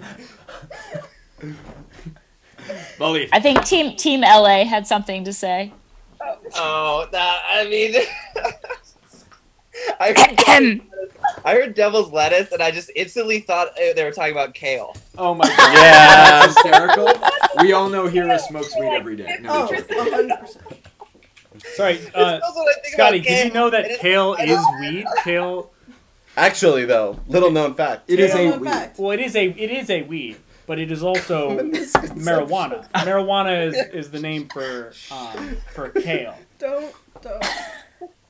Okie dokie. I think this has gone as far as it's going to go. Next question, Yeah. please, Why Zach. was there a box full of Victoire Fourier's diaries on the Hephaestus? How many diaries did she go through during the 900-odd days she was on the station? Question, exclamation point. Oh, I think that Victoire writes like a lot. She writes Yeah. a lot. She's. Yep. That's how she does things. As to why they were there, I mean, can you think of a better place to put them? But Just how like- many? Oh, how a many? lot. There was a box. Inquiring minds. There was I a mean, box. there was like a crate full of them. Yeah. So probably at least like dozens. Over under 500. Under Under. 500. Yeah. Under 500, you heard it here first. There you go. So Under Zach, how are you 500. feeling over there? Yeah, you don't want to hear from that other AMA. Fake news. That whole thing. Oh my god. Do any of you guys like musicals? And if so, what are your No. favorites? I don't We think hate musicals. anyone here. I hate them. I don't even Yeah. know what a musical is. We Yeah. all love musicals. We Yes, all. we all do. I mean, I love Yes. musicals. Angels so- in Super America. depressing one yesterday. Yeah. Things on Broadway are Jen not and by John. default musicals. Yes. That is a fact. That's true, but we like musicals here. No, we love musicals. If I had a gun to my head and someone was like, "What is your Ooh. favorite artist?" Like, Oh, no distinction of Yeah, yeah, any yeah, kind, yeah, just yeah. like out of all the things that are considered arts, what is your favorite person that has produced things? I would choose Stephen Sondheim Now as I'm my offended. favorite artist. Yeah. You didn't Noah pick would me. come in second. Okay. Don't get me wrong. Yeah. I'm the one holding the gun, though. So Right. careful. No, context is important. Yeah. Yes. Yeah. But no, we Yeah, are all content we're. dictates I think more. I think most of us are lovers of the musical form. And I mean, like, we saw Michaela perform in a couple of musicals It was during her great. time at Wesleyan. A lot of our friends were doing musicals while we were at Wes. I was in one. Yeah. Yeah, you were in one. No, actually, I was in two. Noah, Noah? Scotty, Alan, and myself all worked at a musical film that was like Yum. largely born out of my love for musical theater. I have the Music Man soundtrack in my CD collection still. Aw. Yes. I did the Music Man when I was a kid. Oh my god. Yeah, everybody does. War Everybody Dude, does. the Everyone Music does the Man, Music Man, Scotty. it's true.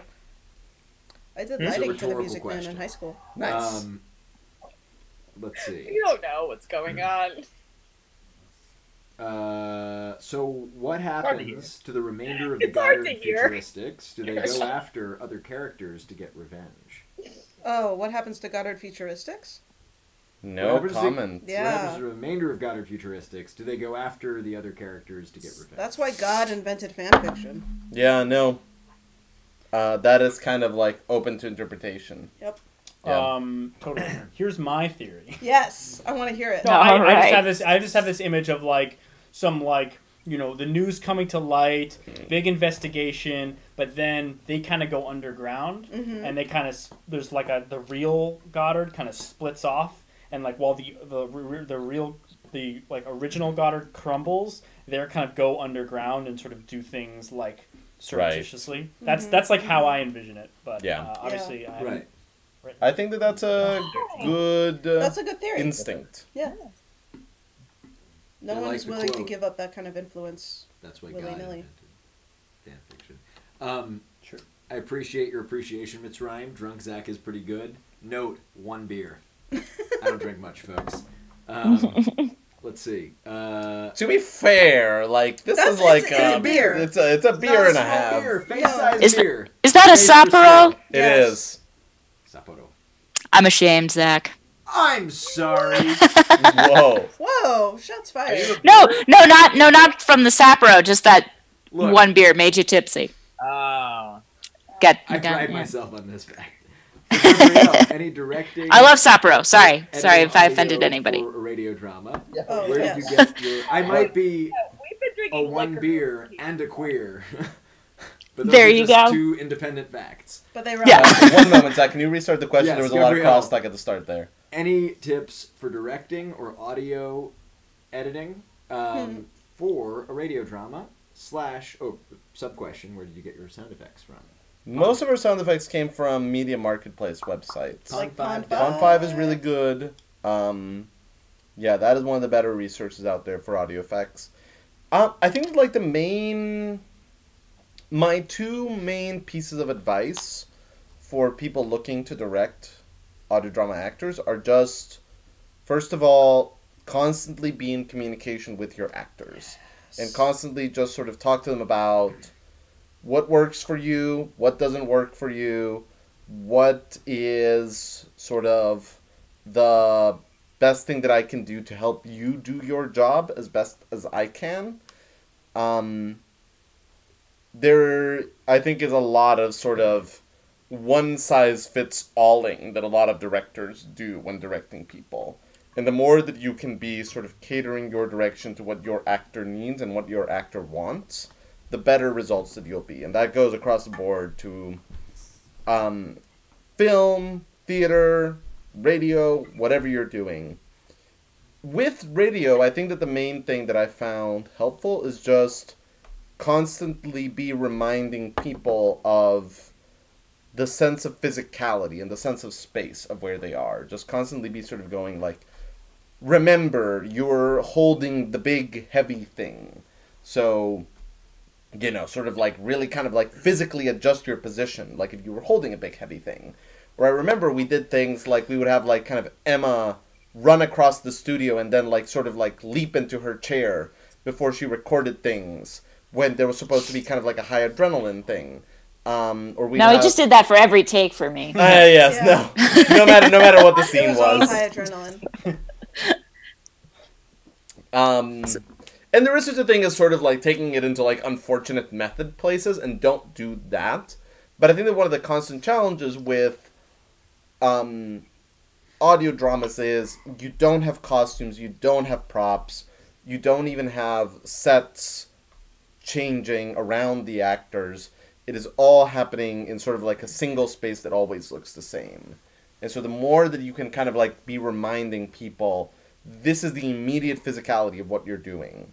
I think that that is one of the bigger challenges to overcome with audio That's great drama. for writing as well, is just reminding people of where they are in space. Yeah. And sort of if they're holding something, or if they're cold, or if they're hot, or just like bringing physicality into it, because Yeah. that'll influence the performance in really profound ways. Yeah. That is actually one of the things that I don't like about kind of like the quote-unquote like industry standard for radio drama scripts. Oh, the BBC format drives me nuts. Because that is basically sort of built in the,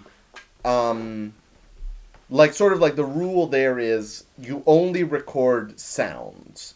Like if it is not a thing that you can hear, you don't put it in the script. Yeah. But there are so many things that are worth the actors knowing. Yeah. And sort of like bringing context to what they're doing. That I think is like really helpful to put into the scripts themselves. It really helps to not feel like you're reading lines into a microphone, but you're just playing a character and they happen to be capturing it, because it just feels more, you know, more natural, like it's happening. Yeah. You know, whether you're crossing your arms or glaring at someone who's across the room, you know, or you know, looking around or looking up in a direction, like it just it helps. It helps with the immersion. Yeah. Yeah. Absolutely. I got a Finn. question here from Virus Wasp. Does Loveless have anyone back home for her? Anyone she would want to keep in her life? Ooh, that is a Woof. question, isn't it? And then I got you Chiara Terrell and Saj, who you're on deck.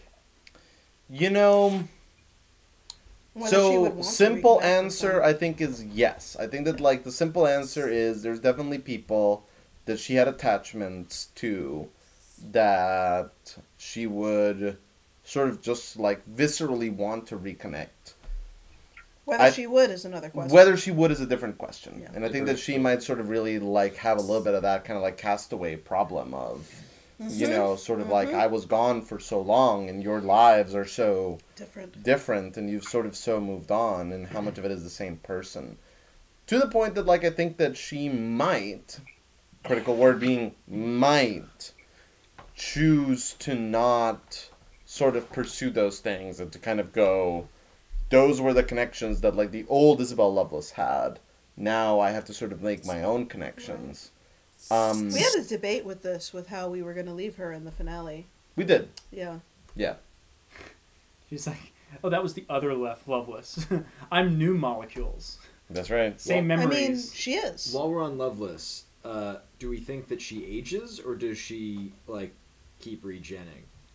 That's a good question. That is a very good question. That's a very good Forever question. young, I wanna Yeah. be forever. I will say this. I will say this much.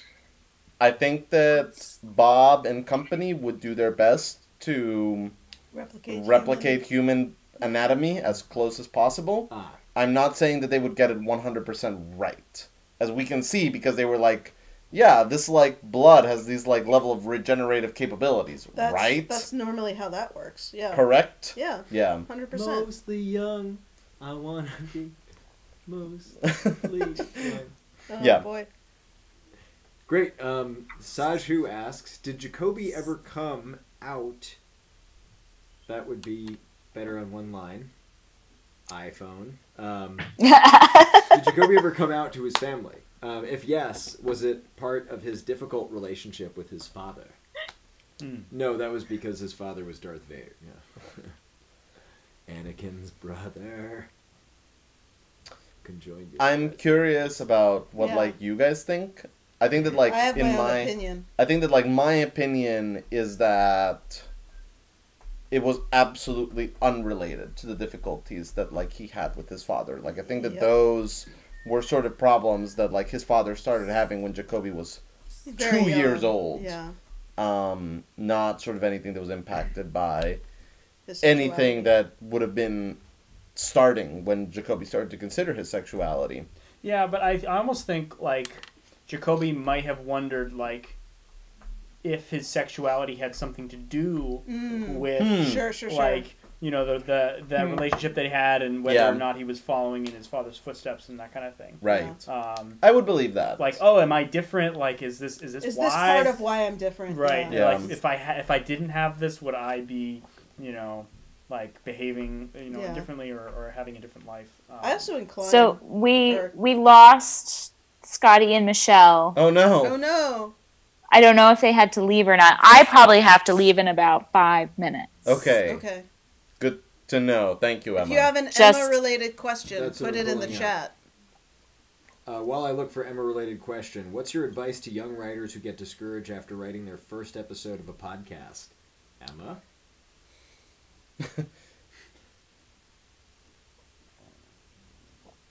I mean, Is that to me? That's to everybody, but I'm saying anything specifically while I search the document for Minkowski. Gotcha. I mean, certainly Gabrielle and Sarah, I think, would have better advice. But my advice is just keep trying, just keep doing it. Yeah, I mean, I think that I would sort of echo that. Yeah. And don't get discouraged. First drafts are always terrible. Except for The Empty Man. That was a pretty good first draft. it No. happens sometimes. No, but like, here's the thing. I was recently hearing someone talk about any idea can be made to sound like a bad idea. Like Die Hard, when presented a certain way, or when someone That's critiques impossible. it. Yeah. When someone critiques it a certain way, it could sound like a bad idea. Guys, workshops are terrible. Yeah, like Raiders of the Lost Ark, Yeah. that could sound like a terrible idea. Jaws could sound like a terrible idea. So don't get discouraged if first draft is not up to what you want it to be. But also, look for advice, but look for advice from people who will understand what you're going for. And who will be able to kind of go, I know the mark that you're shooting for, and I know what you're trying to do, and here is the ways in which you're coming up short on that specifically, rather than sort of like, you know, here is my critique of all the things that I perceive as being a shortcoming Right. in this project. And likewise, I think a lot of the work of writing is work of sort of not stifling your own creativity. Yeah. And you know, if you're sort of down on yourself because you've written something that you don't think is up to your standard of what narrative should be, or you are writing something and it's not quite getting the validation that you feel that you need to carry on, that sucks. I'm sorry, and it happens to all of us. It So does. don't feel alone, because you're not. And two, yeah, find someone who will sort of take what you've written on its own terms and sort of respect you and the integrity of what you write. And yeah, if you can find sort of that support network, that safety net of people, whether it's people you know in real life or people online who just ask for help and ask for opinions, because you will be so surprised by the number of people in the world who want to hear your stories and want to succeed. So don't get discouraged. It is Reach out. honestly shocking. It's truly earth-shattering. So I would say if you're feeling discouraged, that's the moment, even if it's scary, to reach out and give what you're working on to other people. Great answer. Amidst the shards of the earth that has been shattered, Yeah. Emma, I have a two-part question for you. Okay. But first, Scotty and Michelle, that was a very cute re-entry. You guys look fabulous. It's They do. adorable. They do. You're back to back. Yeah. It's like a spy movie. The Charlie's Angels. So Yes. Emma, what was the hardest part of playing Minkowski over the years, and what most prepared you for that challenge? It was the singing, wasn't it? The singing? The singing. Oh, what was the most challenging thing?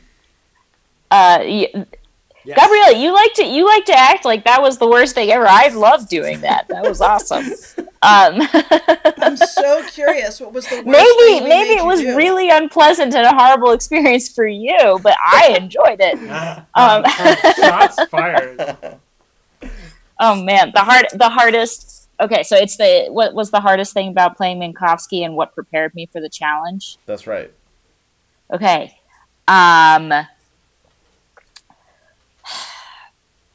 Well, there were a lot of. I mean, that's a hard question, but I would say that in general, and I feel like it's something that probably everybody who was in the cast can relate to. Is just this was the first time that I got to play a part for a long time, and got to kind of grow with the character, and I never had that experience as an actor before. Because in theater, you grow and you learn things, but you're essentially doing the same thing every time, and you have to learn while doing the same thing every time, and so to grow and learn while the scripts were different. I think it was kind of, we all evolved together in many ways. Like, from the beginning, me and Zach and Gabrielle and Michaela and then Sarah and then everybody who came on, it just sort of kept growing and getting more complex. And I guess so. But the hardest thing for me, I guess, in some ways, was getting past my preconceived notions of who Minkowski was, and because who I thought she was in the first season changed very much until the fourth season, and that was a challenge, but also really cool. It's a challenge, but it's also a gift as an actor, and so that's what I would say. And then I would say what prepared me for it is having all these people that you see with me there doing it. Aw. Yeah, that's a little sappy, but it's a little true. And Thank so you, I'm Emma. I'm incredibly grateful that I got to have this opportunity. How many actors get to do this? Not very many. And that's incredible. That's amazing, and I'm incredibly grateful. And I'm incredibly grateful to all of our fans and all of you watching and sending in your questions, and those of you who've been listening and all of that, and also to everybody in this room. So your cat. This metaphor, yeah, she's not here actually yet, so just me. I echo all of that. That's beautiful, Emma. I'd love to. Now, Get into that. what was that, Zach?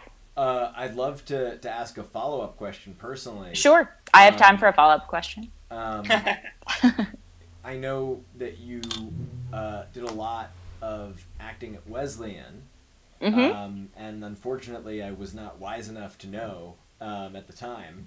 And I'm curious to know, having missed that era of your acting, what from that time period do you feel you took with you into this role that served you best? I mean, luckily, the thing that I took most from my experience at Wesleyan was speaking the text. And that's a philosophy of acting that one of my acting teachers really drilled in. It was that if you know what you're saying and you speak the text and you understand the text, you're going to convey it. And so luckily that really applies to audio, because there's a lot of other things involved in theater. And I mean, but what Gabrielle was saying about, incorporating physicality into the actual experience of recording, that is incredibly important. And I think makes a big difference. And I know made a big difference for me. I can tell, going back and listening, I can tell when I wasn't doing something physically and when I was actually doing something physically. But I think that being able to focus and hone in on the text and what is important in the text, that is the most important thing I took from specifically doing Shakespeare, mostly doing Shakespeare, but into doing audio. The next level down slightly from Shakespeare with Gabrielle Irving and Sarah Shackett. Lies and calumnies. Not a bit. Appreciated though. False. Very Of much course. Double falsehoods. That's right. Double falsehoods. Yeah. Where's Zach Lepresco? Snappy pun. Yeah. No, thank you. So on that note, Thank I you, may Emma. have to leave you all. We love you, Commander. Love you But so much. I love you all very Thank much, you so and much for being here.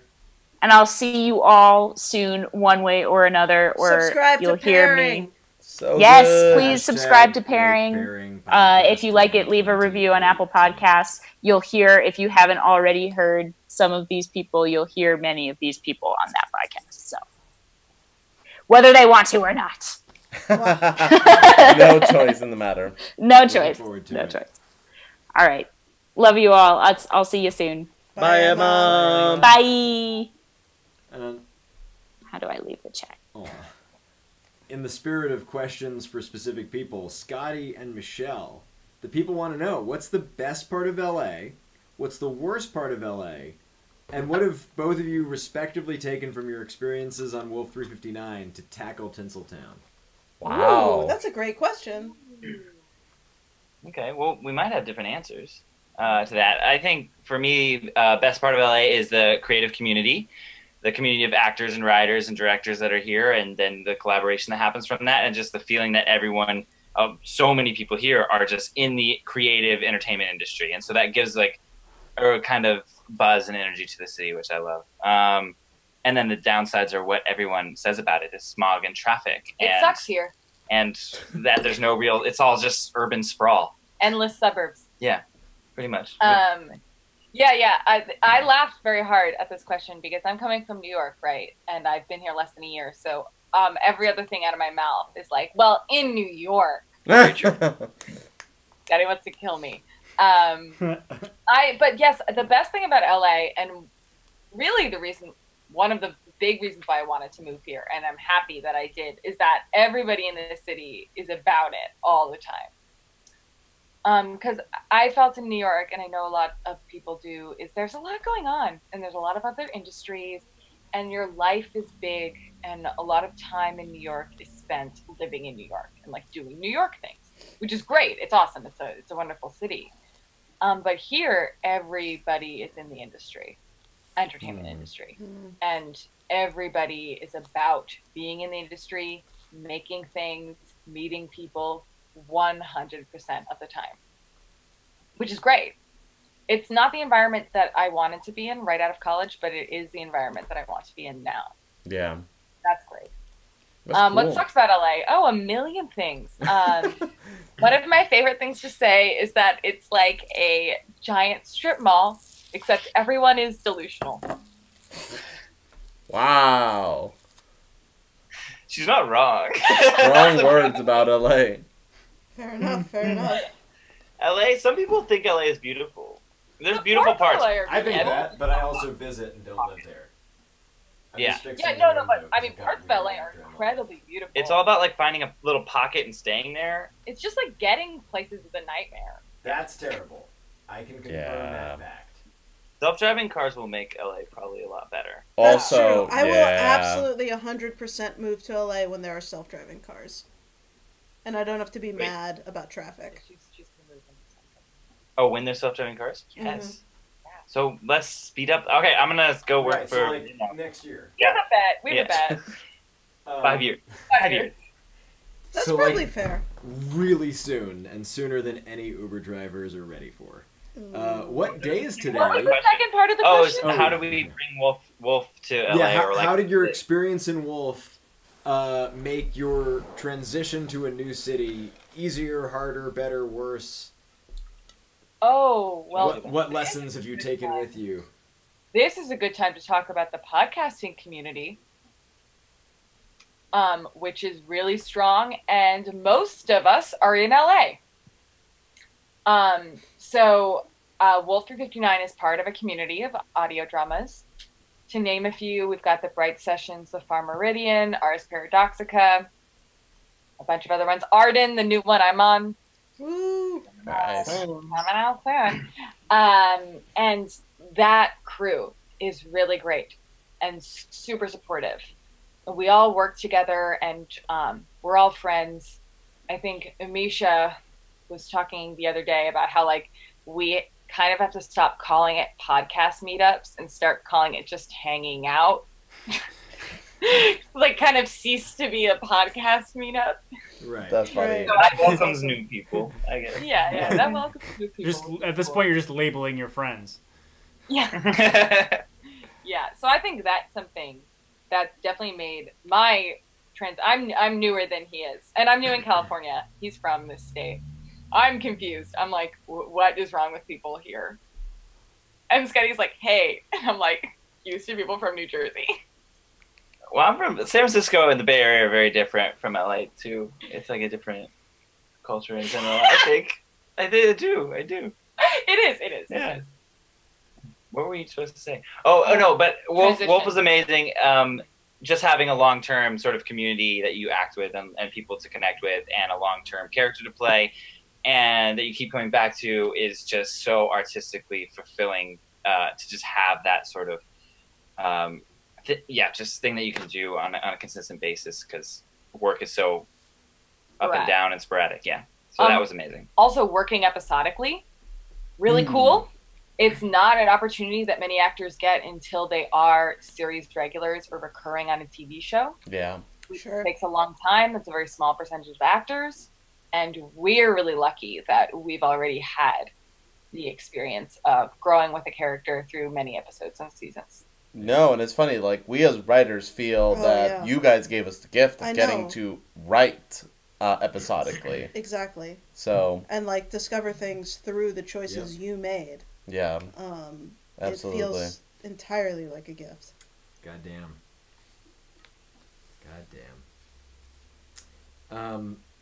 Mitzrayim, I'm insulted you even had to ask. Of course these got ripped after I bought them. I would never buy ripped jeans.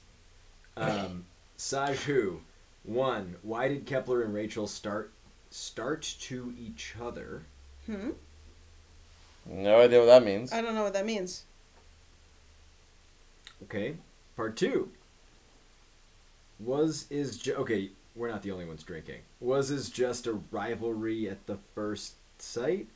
Did they gradually start to annoy each other? Sure.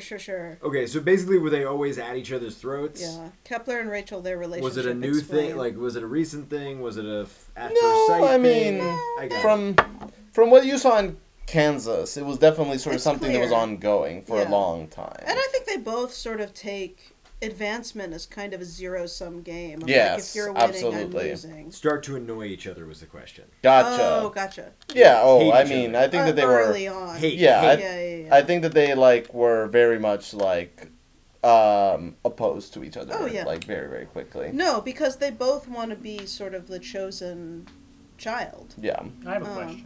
Yeah. Are either of them liked by anyone? Yeah. Themselves. And I think and Cutter. I think Cutter likes both of them. Yeah. I mean, no, and I would say that on a certain level, Jacoby likes Kepler. Yeah. In the same way that on a certain level, Ryman likes Rachel. Yeah. Yes. But I mean, those they don't count. I mean, I think that like beyond that, there are people that are fond of them. Yes. You think okay? Yeah. I do. I think there are people who sort of respect them, in that like game respects game kind of way. Okay. Because I don't, I see neither of them as likable. I don't think of them going around the world. People are like, oh yeah, I like that person. Yeah. Enlil likes both of them. That's true. Yeah. Alrighty, guys. It is getting late, so This let's is the do. last question. Oh, last question. I was gonna shit. say a couple more, but last one. We can do a couple more. Let's do a couple I got more. more to be. Yeah, like just to Yeah. give people a little bit of a warning. But like, yeah, let's do. I don't know, like 5 It's more. 10 p.m. But yeah. Oh God. Let's do 3 more. All right, we'll do 3 more. What would each character wear if they were invited to the Met Gala?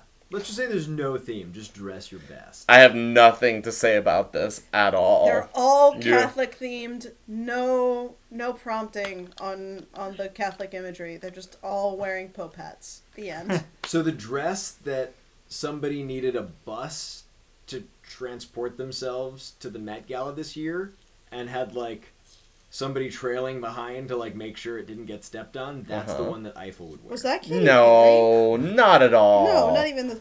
Not even a little He would be bit. doing I'd be the so Andrew here for Garfield that. thing of like wearing a dinner jacket. He to the would. Met Gala. Absolutely. Like Kristen Stewart taking her heels off at con. That's Yes, right. exactly. Exactly. He'd really be wearing the tuxedo T-shirt Yes. Yes. That is and right. the black jeans. let's be Entirely. real. Entirely. I think Yes. Jacoby would Kepler might wear something really ornate. Yes. And elaborate. Oh, for sure. Kepler would be wearing chainmail. Let's be real.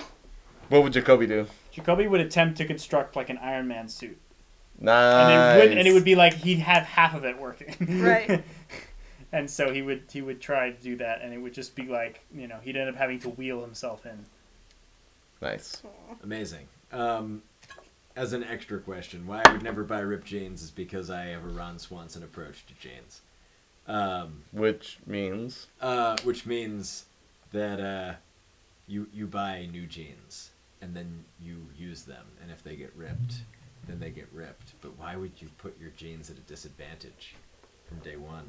Fair enough. For your work pants. Anyway, People, my personal people for the advancement of Jesus. Okay, there's a ton of questions about Enil. Oh boy. How about when are we getting an SI5 spin-off? With. Talk to us in 10 years, you guys. Yeah. No, like, the answer to that is. Maybe one day. I think that right now we're all very excited about the possibility of doing new things. With new characters. Yeah. Yeah. But maybe one day. Maybe. What is Kepler's family like? No comment. Oh boy. All right, we're just gonna keep doing new questions. They are until like we get a something, real though. answer. Is Jacoby afraid of other birds or just ducks? Great question. Uh-huh. Just ducks. I agree, by the way. Yeah. Yes. Now, platypi are weird, but they're not scary. Right. Ducks They're are just like a scary. little unsettling. Yeah. They're abominations. Why wasn't Price Enil's voice model? Mm-hmm. And who was his voice model? Some Randall Goddard employee or what? He's from an earlier generation. I think Price Yeah. probably figured out that she wanted to be the voice model of everyone later. That's right. Yeah. Later. Which you'll also notice, like, Eris also has a different voice model than does. Price does. Yep. That was probably something that began with the Census 200 series. Yep. Can we get one canon detail for each of the characters that hasn't been mentioned anywhere yet? Probably not. No. Thought so. How would each crew member celebrate Mother's Day? By calling their mothers. Yeah. Like good sons. Call your mothers on Mother's Day. Call your Children. mothers. Sons and Maxwell daughters has a and restraining order in her offspring. That's true. She Right. does. Yeah. Um, Right, Maxwell would probably let the day go unmarked. Or she would expect all her robot children to rend tribute onto her. Right. She would buy herself flowers because of all of the children she has brought into That's the world. right, yeah. what would a Goddard internship look like? Pain. Dangerous. Bloodbath. Pain. But it pays well. Nah, Does it? I think it's I mean- for college credit only. Yeah. Do you like blood in your bath? Then it pays great. Yeah, I think that like Cutter would be like, I didn't get this far by giving out money. Like, Yeah. you know, you gotta squeeze every penny. Right. So it's like super what do you call it? Frugal, like Yeah. and everything. No. Like, they It is don't- the most exploitative unpaid internship. Like- of That's all right. time. Like they lock down their staplers like in a cabinet. Yeah. Because they don't want anyone- No, like the moment that like somebody starts like doing like photocopying for their own like personal business, they have Right. like a talk with everyone. Yeah. No, you're not allowed to bring any personalization to your desk. at all. No, not Yeah. at all. Did the intern get life insurance? No. No. Of course not. They're an at-will Um, employee. but are we drunk enough? How drunk are we? And are we drunk enough to answer if Loveless is gay or not yet? We're not. We're not drunk enough for There's that. no amount of alcohol Yeah. that will. That's sort for of- you. Again. Exactly. That's for you. Exactly. All right. Drum roll for the last question. What are y'all working on next? Oh, Oh, good boy. question. Things Well, we can't talk about. What's There's the one- question? What are you guys working on next? We know Emma's working on Pairings podcast. Yep. is it pairings or pairing? Pairing Pairing. podcast. I thought it was pairing. Pairing No S. podcast, Yes. Probably. I don't know. Yeah, I think it is pairing. I've been on the show and I don't know. Yeah, they'll correct it in the chat, I bet. Yeah. Share the link because you've been doing that. That's great. How's it pairing? I'm working Pairing- on pairing two singular. things, three things. I'm still doing the things that I was doing, like Focused AF. The podcast is happening. Check it out, focus.af. I'm still doing Self Care Sunday, but once a month instead of every week. Yeah. Yeah. And then Gabrielle and Sarah have been working with me on a job podcast for a company called Blockstack. It's a tech show, sort of like tech and business. It's going to be out later this year, probably this summer. Fingers crossed, June 4th. Yeah, we'll definitely be letting you know when that's live. Yep. Yeah. Team LA, or I guess anybody? Us? Is that us? Are you talking to us? Yeah. Oh, okay. Yeah, we can barely hear you. Oh, fuck. No, we can. We get most of on it. and off. On and We get off. most of it. Go ahead. What are you doing? What am I doing? I was in a web series this morning. Jesus. Yeah. It's amazing. My big thing to look out for is Arden, which is coming out soon. We So swear. excited. So They're excited. talking to producers. That's like what's happening. So excited about that. Otherwise, just like short films, web series, that kind of stuff. Where can people find out what you're doing, this Michelle? weekend, and I did a murder mystery dinner. Oh, I did a murder mystery dinner at a prom last night. That's amazing. Michelle, where can people find out about what you're working on? Oh, find out about my stuff? Yeah. You can find me on social media, Instagram and Twitter. And then my website, also a good place to look for news. They're all under my name, Michelle Agresti. Nice. Agresti. Type it in. Scotty, what about you? Nice. In the podcast world, I did a couple episodes of a show that's coming out from Whisper Forge, which is the production company that does Far Meridian, Misha Stanton, and all those crews. So that's called Star Tripper, and it's super fun. So I'm excited about that. I have a short film that should be coming out. I don't know. I actually don't know when it's coming out. It filmed like a couple months ago. So last month? Yeah. Like last month. And that'll be fun. And so you can find out about new stuff. I also have Instagram. I don't use it as much as I should, but it's just Scotty Shoemaker, and then my website, scottyshoemaker.com. Nice. Cool. Nice. I was just telling people we had the DSS PPM update at the beginning. It's coming. Gotcha. Yes. No, what have you got? I ain't got shit, man. You got shit, man? I don't have shit. I got nothing. It's not true. He's an improv performer. Oh, he's just honest. You'll see me in an improv class if you sign up for an improv class. Or find out when his class show is. Yeah. I'm playing out. And yeah, I'm just sitting around here with my normal job. So I'm what am I up to? I'm being a human being, eating, sleeping. Yeah. Important stuff. You know, just like being. I'm trying to be like less cool, which is impossible. So. I'm just like being incredibly cool. Yeah. That's my life. Awesome. What about you, Sarah? I'm mostly working with these two jokers and making their ideas not suck.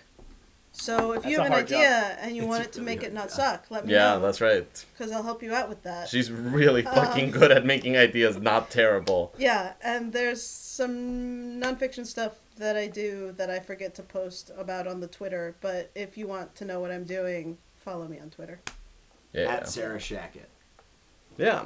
And as for myself, there's a couple... It's interesting. I thought that this year was going to be the year of sort of like lots of small, quick projects in the public eye. Lol. And it kind of like early on the year took a sharp turn into like big projects that needed to spend considerable amount of time in the shadows. Right. And it's been a very, very good time, but it's also been sort of a time of sort of working through things and learning when to kind of be like, this is not the thing that I'm going to be doing right now. I'm going to sort of put this on the shelf for the time being. I'm going to just kind of like set this aside for the time. I'm going to look at this new thing, which is really a fascinating luxury that I haven't really had since Wolf 359 started. This is kind of like the first time in a while when I don't have to feed the production machine a new script on the reg. So I'm learning to both kind of slow down a little bit and kind of develop more things more thoroughly, rather than like what I thought this year was going to be, which was a year of just like throwing things at the wall and seeing what stuck in terms of doing lots of things very, very quickly.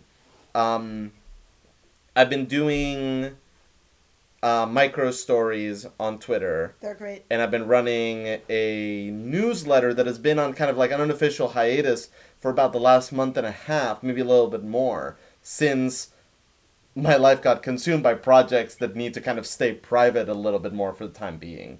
But I'm figuring out how to bring that back, how to sort of like, you know, adjust myself into social media in a more regular way with kind of what I'm doing right now. And as I'm figuring all that, I'm having a great time working with Zach and Sarah on this blockchain technology-based podcast. It's and a having lot a of fun. ball We're really of a time working for on you that. guys to see it when you see it. Yep. And it's something very, very different, very much kind of in the world of journalism and nonfiction, which are great muscles to stretch while coming up with new fiction projects for people to experience and check out. Yeah. Yeah.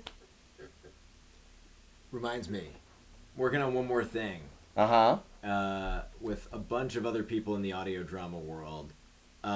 It's called Frame Shift, and it's not my script. Yeah. It was the Frame Shift is cool. It's an really, audio really drama cool. contest we ran last year as part of Rise Scribe Ember, otherwise known as Write a Script in November. It's a lot like if you've ever heard of Script Frenzy or National Novel Writing Month, NaNoWriMo. It's just a month-long challenge in November. We're doing it again this year for anybody that wants to write scripts, literally anything, not just audio drama. But we did a contest for audio drama, and the winner's script is a 35-page sci-fi fiction. We think you'll love it. It's super cool. Starring Brigand Snow, Kristen DiMercurio, myself, Zach Libresco, Beth Eyre. It is an outrageous fucking time. And it's coming out very, very soon. Nice. And we'll be tweeting about it. All proceeds are going to go to United for Puerto Rico. Donations will be through like Bandcamp or something. We'll figure it out. But that's coming up soon. And Tiffy is working on her high jump.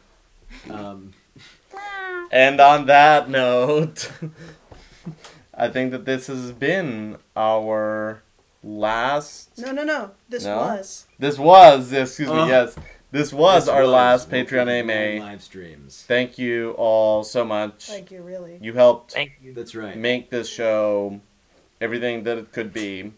And if you ever sort of doubt the impact that Patreon and the community that supported us had on the show, listen to an episode from season 1 back to back with an episode from season 4. And you'll be able to hear the difference in terms of the people that we were able to get on the show, in terms of the time that we were able to spend recording, time that we were able to spend in post-production. It is really night and day, and we could not have ever realized the show the way that we did without all of your support. So, And if you start them both at the same time, you'll Yes. hear whether Loveless is gay or not. Wow, people felt stabbed by that. Was. You know, our philosophy is just to make it sadder. yes, Yeah. that's right. Much like Gosh. Anthony Scaramucci, we are front stabbers. Well, now I think we're done. Now I think we're officially done. Drunk AMA. Drunk AMA. No. There's some chat in the chat about leaving feedback for Focused AF at community. Leaving feedback for the Ricegryvember experience. Yes. Yes. Which is at community.focus.af. It's a community forum that we created for the Focused AF community. You're all welcome. It's where you can talk about creative projects you're working on and give feedback to people and offer to give feedback to other. You get some for yourself, and there's feedback about Ricegryvember if that's confusing. Yep. Yep. But you guys were saying No. thank you. Just thank you so much Thank for you being so here. seriously. This has been great.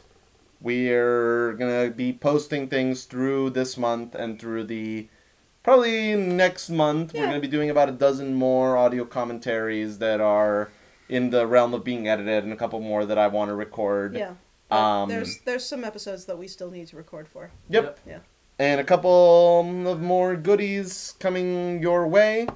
But we thank you all so much for being here and for spending so much amazing time and so many amazing experiences with us. And we are so excited to share new and exciting things with you, and to get to experience the things that you make and the things that you send our way and the things that you want to share with us. And we are so excited to just get to experience whatever comes next in the crazy, crazy world of audio drama, and to be able to do it alongside with all of you. Yeah. So thank We you. love you. Thank you. Happy birthday, Bobby R. That's right. Yeah. Of course. And happy 21st. And yeah, we're so moved to have had this experience, and you were the enablers of our incredible addiction to this crazy little world and crazy little team. And we're now about 1 minute away from crying, which I think So is the time the to good time So to you'll cut find us. the stream. button. That's right. 20 Thank more you guys minutes. so much. And thank you so much, Michelle We and love Scotty, you. for joining us online. Thank you so much. Bye. You guys are the best. Oh, Tiffy's being cute. No. Bye, guys. Bye, guys.